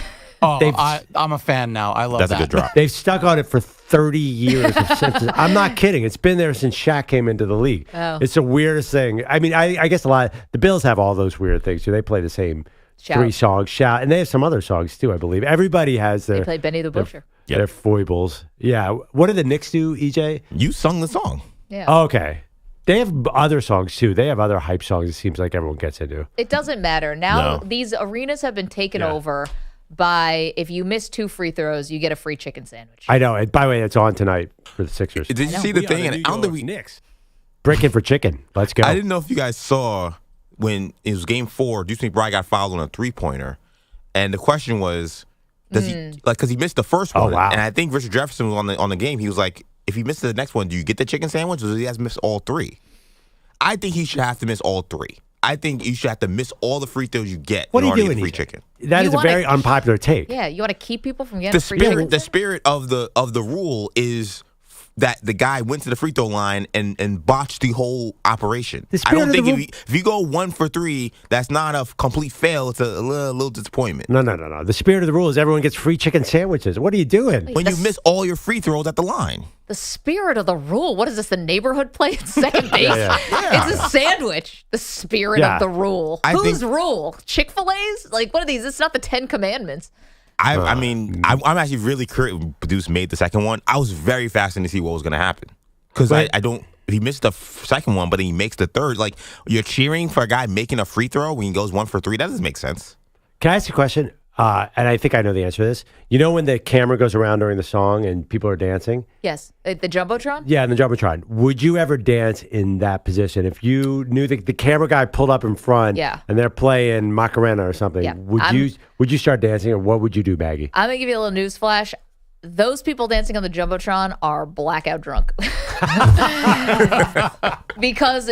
Except for the kids. That's not true. If you're dancing that hard, and think, so I was a stringer. I covered 41 home games a year plus playoffs for 2 seasons of the NBA. I've seen a lot of in-arena stuff. And 2 things I learned was people will die for a free T-shirt. Like literally fall over a railing and crack their necks for a free T-shirt. They cost about $2. It's like 2 cents. Oh, it's an awful T-shirt, but I get that. And they will find the drunkest people to do that dance thing, and they always do it in the 4th quarter when everyone's nice and lubed up. I don't think so. I really don't think so. I think there are some people who walk into that arena and say, I am going to put on my dance moves. There are some people walking They're with just 2 like vodka tonics, and they're just like, I can't remember my name. You know those people, Maggie, you know those people who think that they can dance. And you know there are people like that. And also, most of them are kids. They're 9 years old. Are they getting hammered before? No, I'm talking about the later games. I'm not talking about a Sunday afternoon. This is like the Tuesday night work crowd. It's like, oh, we got a mixer. The game I went to last night, half that crowd was sauced up. Well, even on a Tuesday night, there's always going to be some rich kid doing the floss in the 3rd row of the garden that is going to get on the thing. I know. That's I how always it is. thought another thing I used to see just going to all those games was the referees sometimes would be really nice and they would hand the ball to kids in the front row during a dead ball period. And I'm like, man, that's the last kid who needs to get to touch the ball. It's already a child sitting in the front row of an NBA game. Yeah, for real. You gotta go walk up to the 400s and give somebody the ball there. Yeah, like 1% of the population ever gets to understand what that's like. And I'm all for kids having great experiences. But these kids who are 9 years old sitting in the front row, believe me, life's giving them a pretty good hand. Which actually brings me back to this whole Josh Harris, Michael Rubin thing, which is a great thing, I think, in theory, like in terms of acquiring tickets and giving them to first Sixers responder fans. stuff. That's awesome. But where are these seats? Who cares? You're in the building. You're in the building. Where are these seats? I've been in Wells Fargo. I know how far that goes up. Let's get these people in the lower bowl. Well, you can't take somebody's season ticket. The season ticket holders are the ones who are selling these on the secondary market. They can't do anything about that. Those people, those tickets are bought and paid for. I'm saying there are plenty of them on the lower bowl. The whole Knicks Twitter community was behind the Knicks bench in Game 4. So get them people those tickets. That's all I'm saying. The premium seats. Yeah, I don't want them to get them because I'm a Knicks fan, obviously. But I'm being fair. Like, I do kind of feel a way when I see, we're gonna give free tickets, and then you're like in the freaking, you're watching the game with Wilt Chamberlain basically. That is so EJ. That's ridiculous. You're saying a free ticket's not good enough for you? What are you talking about? No, I'm not saying it's not good enough for me. I'm saying if you're gonna do a nice gesture and say, hey, we're giving out free tickets because we want support for our team, put them in great seats. This sounds like a Larry David, Jerry Seinfeld topic. Like somebody gets free tickets and complains about where they are. Well, that is what you're saying right now. One point might be if you're worried about how it's going to look, not just in the arena, but on television, where it's looked embarrassing. Because when a Knicks player scores, it shouldn't be cheers like you're the home team when you're in Philadelphia. We're not seeing Knicks fan in section 431. Yeah. We're seeing CP the franchise behind the Knicks bench. Okay, like that's the people that are making them look bad. So put a Sixers fan in those seats. Carlos, are you keeping score of this? EJ just said that you should not be giving people free chicken sandwiches after they miss 2 free throws, and that the free tickets are not in the right space. I feel like you're being very tough here, EJ. I'm a man of the people. I want people to get better seats. But that's not a man of the people if you're trying to keep chicken. No, because we're not giving out participation trophies on chicken sandwiches. We're not giving out participation chicken? No. If it's a 3-pointer, you got to miss all 3. Wow, I'm glad EJ's not the mayor. Is the mayor of Philadelphia doing the chicken sandwich? No, if you were in charge of real rules, I think it would be real laws. That'd be rough. I have this image of you sitting in section 420, complaining about the seats and complaining that they offered you a free chicken sandwich. Well, listen, I'm not taking that chicken true sandwich. New Yorker. The heroes of Philadelphia, these are first responders, health professionals. They deserve great seats. I'm really serious about that. They do. They should not be sitting in row 434. I'm sorry. I don't agree. Oh, so then let's not give them any tickets. Then. No, I'm not saying that. Chicken sandwiches. I'm saying they have everyone just stay home and watch on TV. They have the ability. Those are billionaires. They have the ability to get those people better seats. Real quick, when EJ and I were in the front row of the Knicks game, the ball came right to me, and I awkwardly handed it to Josh Hart. And I was like, this actually happened. It was... Because I guess I didn't know. You got a chest pass that thing I didn't know you were allowed to do that. I didn't want to get the guy who gave me the tickets in trouble. So I sort of said, am I allowed to touch this? It was the weirdest moment. So, Maggie, if you Way told to me do us that, proud. Did they I can kiss confirm us it was weird. You can confirm it was weird? Yes, it was so awkward. I'm like, I actually turned to EJ. I'm like, what am I supposed to do? Like, give the ball back, please. I mean, we can dress this guy up, but we just can't take him out, Well, I was spilling popcorn everywhere. It was a tag EJ team sitting next to the owner of the darn team spilling popcorn. No wonder, You get a hungry EJ who hasn't eaten all day, and a box of popcorn is a disaster. Dude, they had free sushi and crab legs. Oh, I ate that too. Man, you guys are bougie central. Yeah, and all of a sudden, that's why he doesn't want everyone to have free chicken sandwiches. He's used to higher end food. 855-212-4227. All right, coming up, a Hall of Famer putting an umpire on blast, and we always love that. We'll do it next. You're in a 5-minute break.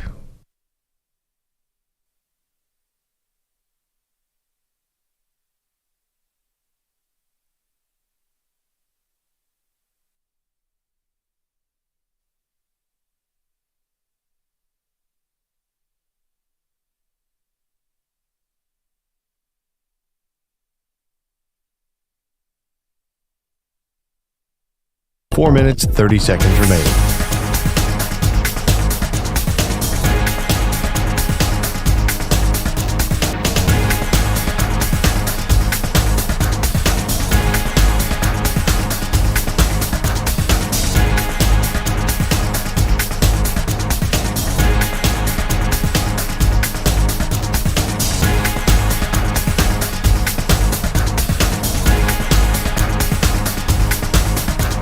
Four minutes remaining.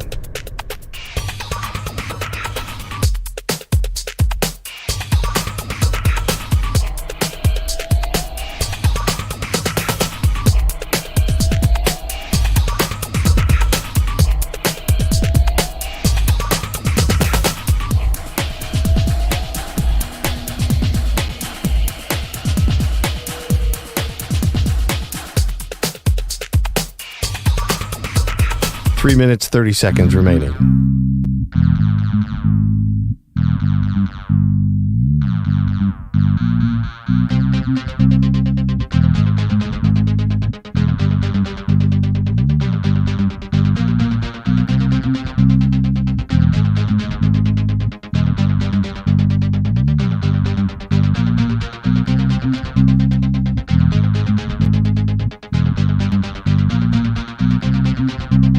Three minutes remaining.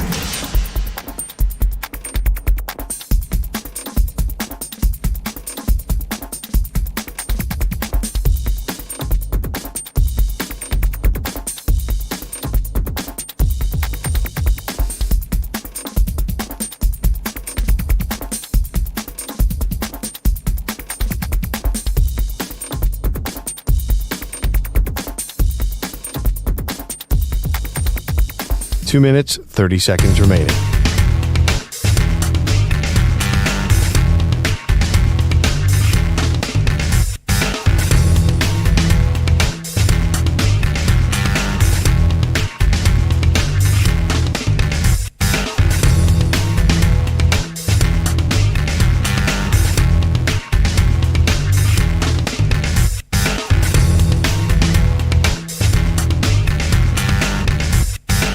Two minutes remaining.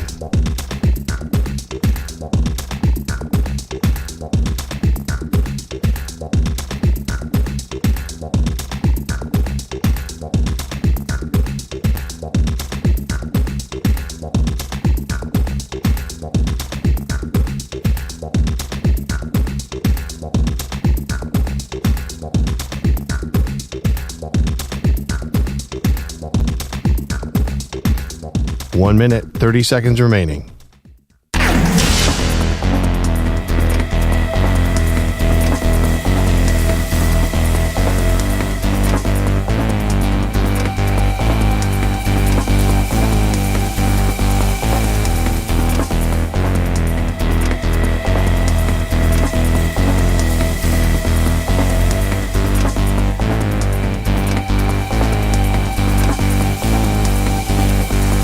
One minute remaining.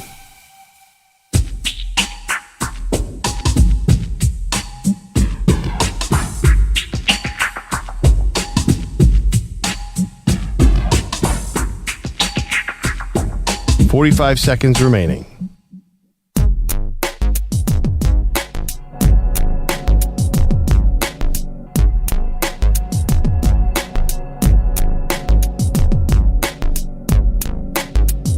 .30 seconds remaining.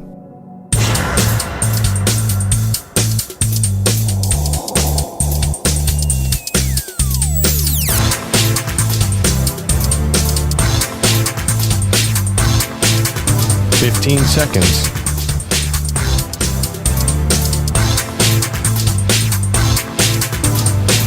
Break ends in 5 seconds.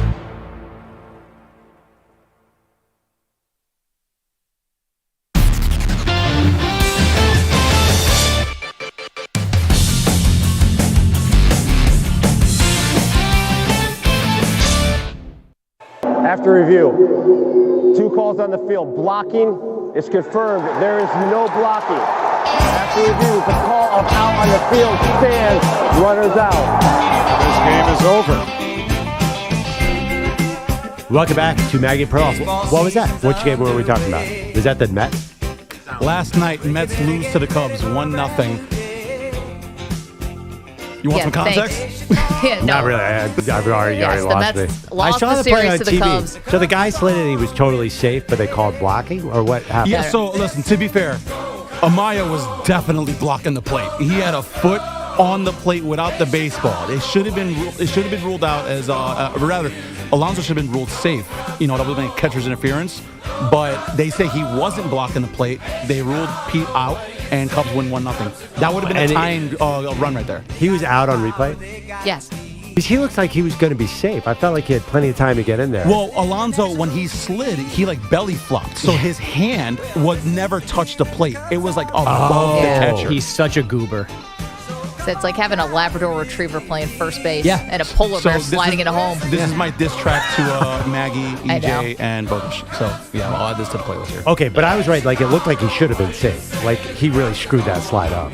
Yeah, and maybe 45 years ago, he was probably safe. Yeah.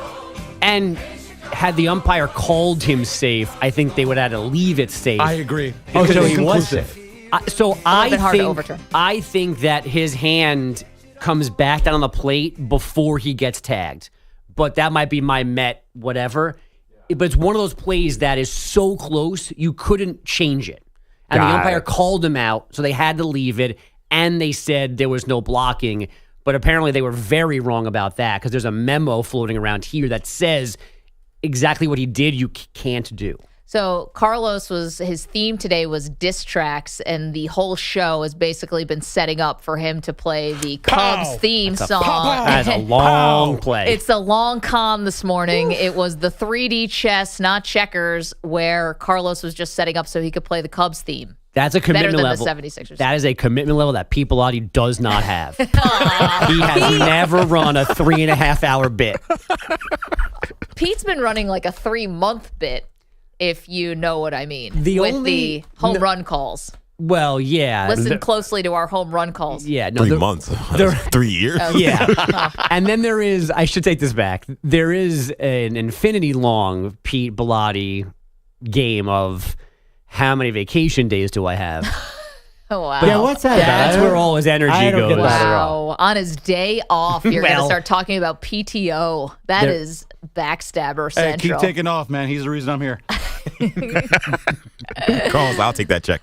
Bogusch said that he does notice everything. You're one of those people that notices stuff. Well, it's hard not to know when Pete's never here. I'm telling you, you notice things.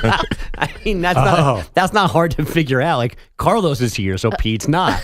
And you notice that. Yeah, you should. Oh, man. Sorry, I'm just looking at the video of Pete Alonso slide. He literally beat the throw by a good 3.5 seconds. And can't still slide is like a out. human. What is this dude Crazy. doing? Does he not know how to slide? Nope. This is the person they will likely give $600 million to. What do we think Pete's contract is going to be? This is one of the No, not that wildest much. plays I've ever seen in my life. Yeah. He was in there like he could have came in standing up. He didn't even need to slide. Well, maybe not, but Yeah. I guess if Sorry, you Mag. slide feet Fine. first, maybe you're going to be safe there. I don't know. Let's quickly. This is tough. We got headlines to get to, but let's hit the phones quickly. Landon is in Savannah, Georgia. Landon, you do not think Atlanta's going to have a quarterback controversy with the Michael Penix pick. You think it's all kumbaya. I don't know if it's all kumbaya in the locker room, but outside of Atlanta, nobody in the state really cares unless they're on a Super Bowl run.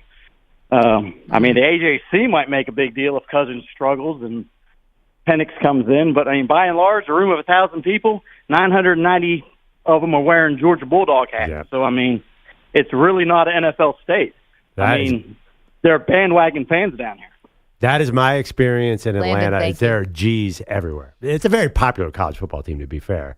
It does feel like college football country, and that's why I think they're protected a little bit. I really do. Like, that's why we've never had an Atlanta Falcons quarterback controversy or even an Atlanta Falcons really story since Okay. the Dirty Bird went away. Well, here's the thing, though. The NFL keeps growing and growing and growing. It's so popular that we talk about this a lot. Every team's a national team. And I know some are a lot more popular than others, the Cowboys, the Steelers, the Packers, what have you. But every team gets attention. The Tennessee Titans will get attention at some point this year. Everyone gets attention, and a quarterback controversy is super juicy. All right, let's get to headlines. And my mic works now. The NBA's last 2-minute report has struck again, guys. Remember this from 2 nights ago at MSG? All the way into the backcourt to Maxey, who catches and gets a screen, leans in, tries to draw the foul, shoots the three, and makes it. And they do call the foul on Robinson. Maxey with a line drive three, and the Sixers make it 96-93 with 25.4 to go. Tom McGinnis on Sixers Radio. That 4-point play was the first part of Tyrese Maxey scoring 7 points in the final 26 seconds to force OT, where the Sixers won, extended this first-round series. But the NBA now says refs missed a travel by Maxey as he created that contact that drew that whistle. But as usual, that means nothing because they're not fixing it and the refs are not getting better and making less calls that show up on this stupid thing. Okay, to put traveling in this 2-minute report, the NBA hasn't called traveling since 1982. Why would they ever put this in the report? That's not missing a flagrant foul on somebody. It's missing traveling, which they willfully miss all game long. Yeah.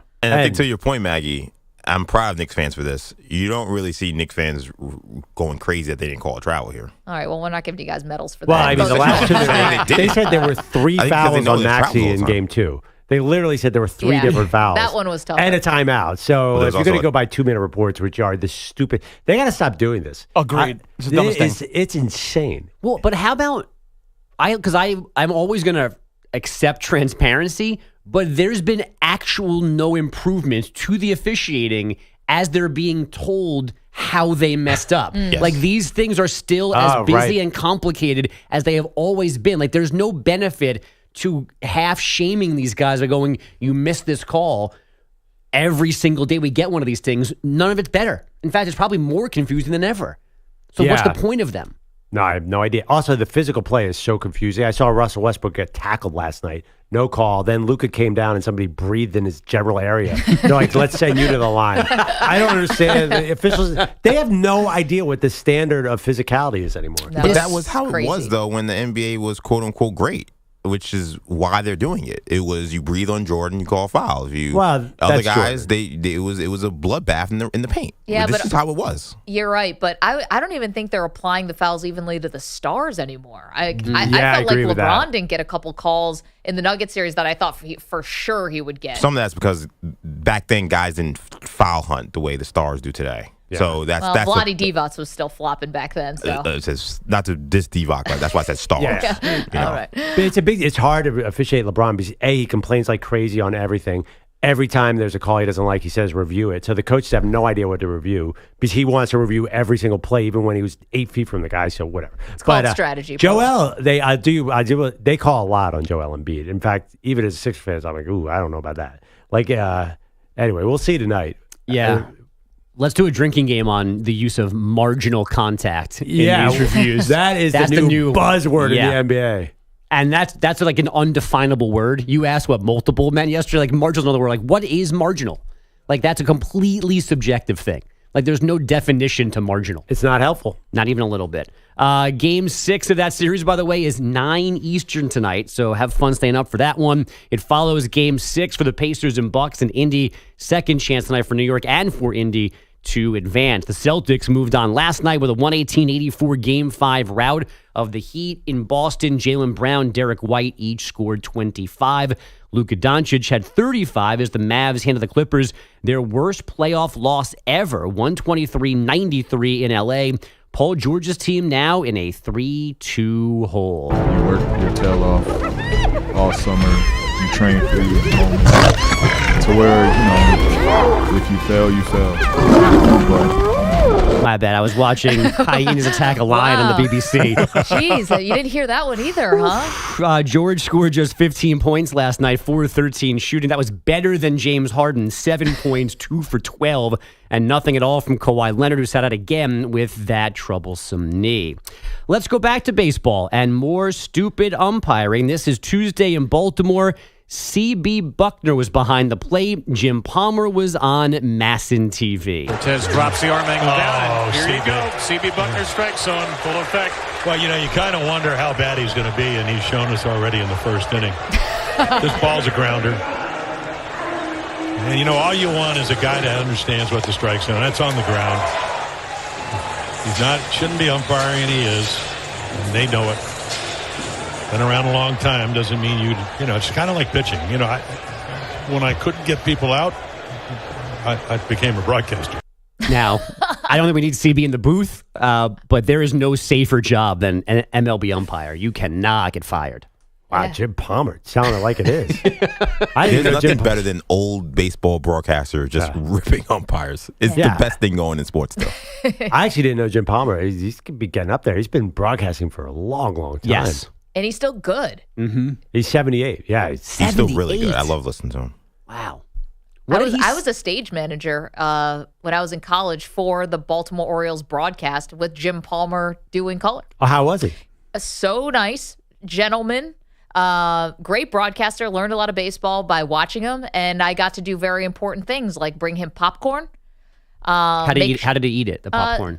Better than EJ. Okay. A little cleaner than EJ. He throws better than me too. Definitely. He straightened his tie if it ever needed to be straightened, but that was very rare because he's a very well put together person, and that was about it. Oh, and hand him cue cards to read things like ads and stuff. I love it when teams have like legitimately one of like their all-time greatest players as their broadcaster. That to me is just always cool. As someone who's, if I'm on extra innings, I'm on league pass, and I'm jumping to, and it's not to say that like, you know, if you're an average player or whatever, but like I feel like it should be cool for other fans to watching the game and see Clyde Frazier there, or Dominique, or Dominique doing the Hawks games, or me watching the Orioles game and Jim Palmer's there. I'm like, Jim Palmer, this guy was 3-time Cy Young, and he's still calling games in 2024. Like, I don't know, it's like a relic in current time talking about the game. It's just really cool. I love it. FP Santangelo doing Nats games doesn't cut it for you? No. Okay. I think Grant Long does the Thunder games. I'm like, Grant Long, I don't think he played for the Sonics even. Why is he doing the Thunder games? I don't get that one. I love when you're on NBA League Pass and you go to the production level, the halftime show.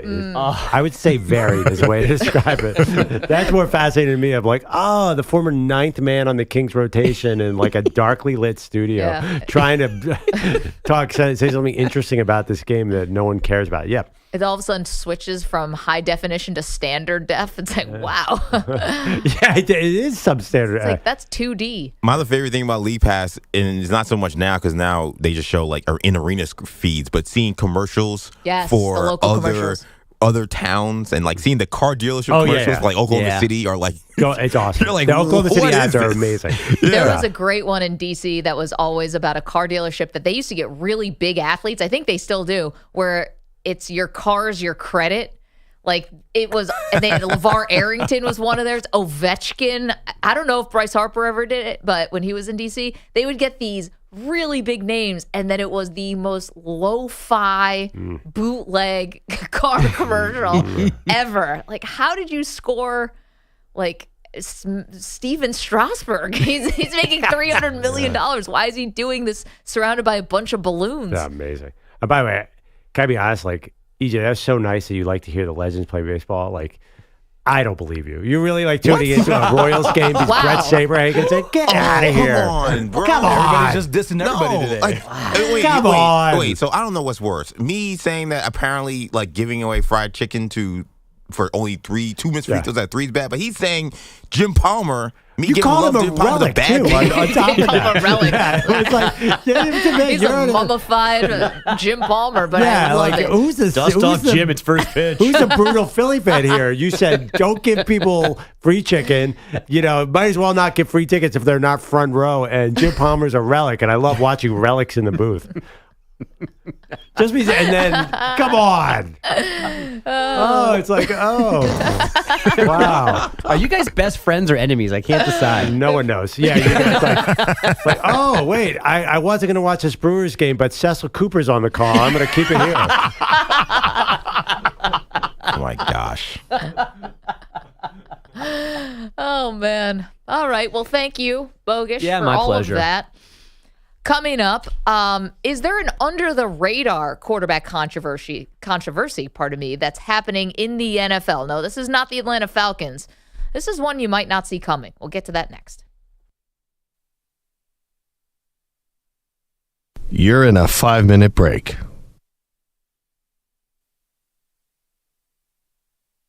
Peter Bellotti, he made a prediction, said that he gonna win. Celtics got no conviction, but now he's hiding, running away, won't own up to his words, can't face the dismay. He thought Miami would rise like the sun in the sky, but now he's got excuses, got no alibi. He thought the Heat had it, it was a sure bet, but they couldn't handle Boston, not just yet. Peter Bellotti, where you at now? You made a bold choice, but where's your wow? Can't stand the heat in the kitchen, your predictions cold. You're playing hide and seek, leaving us in the fold.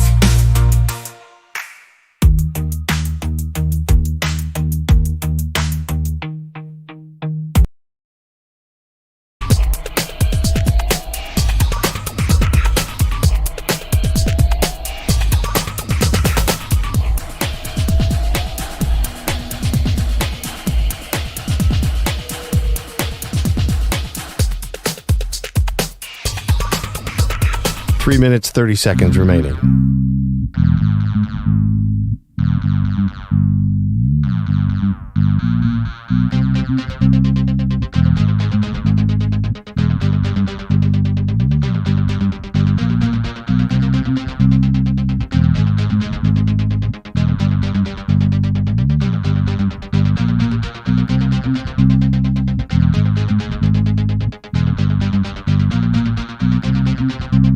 Three minutes remaining.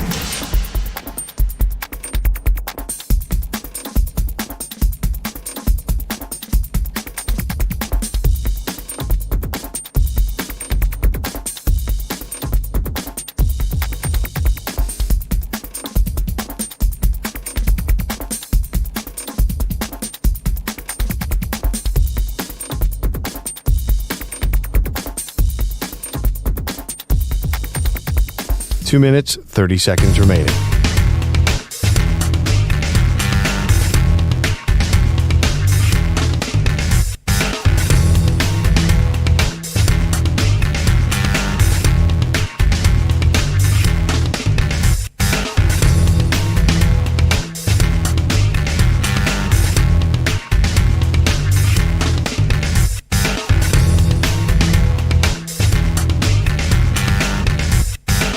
Two minutes remaining.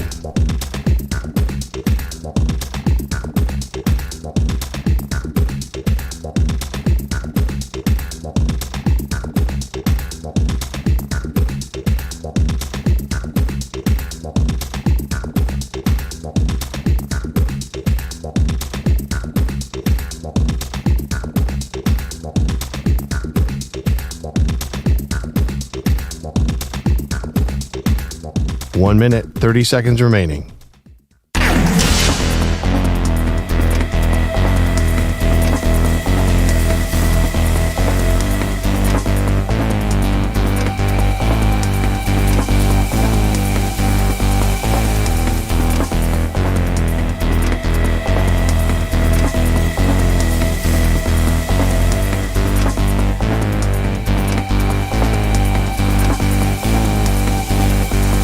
One minute remaining.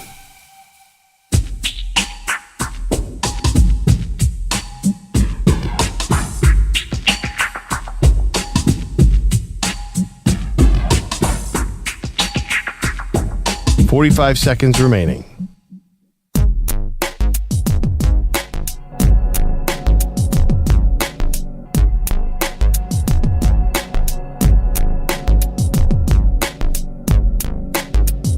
$30 seconds remaining.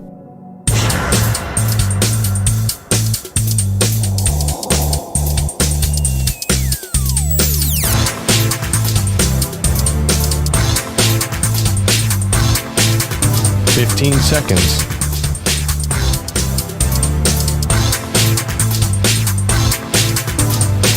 Break ends in 5 seconds.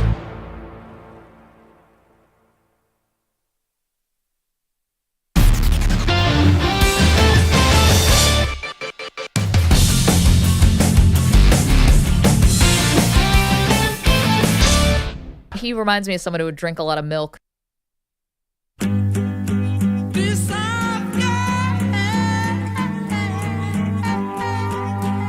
Tell me Jim Harbaugh doesn't look like he drinks a lot of milk. Is that who you're talking about? Yeah.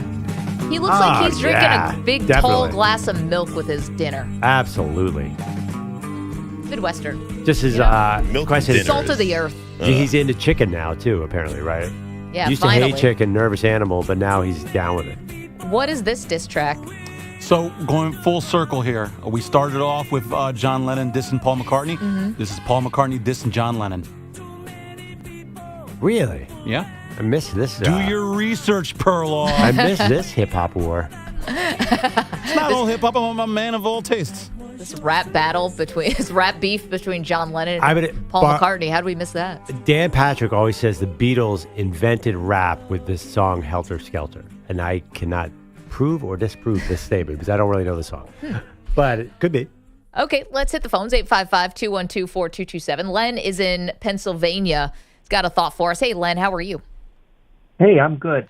I'm surprised Perloff didn't mention this, but the whole Penix and Cousins thing. We had that in Philly with Jalen Hurts. We have that or had that? We had it with Jalen Hurts being drafted right after giving Wentz a big contract, and I was glad for that, actually. And everybody around me was like, that was dumb. Well, Maggie and I did break that down. Maggie claimed that was a second-round pick. It's a totally different calculus. Totally different. Yeah. Oh, I see. Totally different, Len, than a top 10 pick. I mean, listen, we might quibble, and Len, thanks for the phone call. Appreciate you. We might quibble a little bit about where a guy should have been drafted or how much a draft position really matters for someone's career. But guys, a top 10 pick to be a backup quarterback, you'll agree with me. It's unique. Patrick Mahomes. Okay, for 1 year, and Alex Smith wasn't making $100 million, and they hadn't signed him 3 weeks ago. He was making a lot of money at the time. Yeah, but, and he had some success. But he had already been there for 2 years. This is different. They just signed Cousins. It is different, but it gives you some cover. I mean, obviously, that's what Atlanta is. They're getting the word out there. By the way, I was sure that Len is saying right now there's a quarterback controversy in Philadelphia. But what, Kenny Pickett? Yeah, I thought that's what he was implying. Goodness.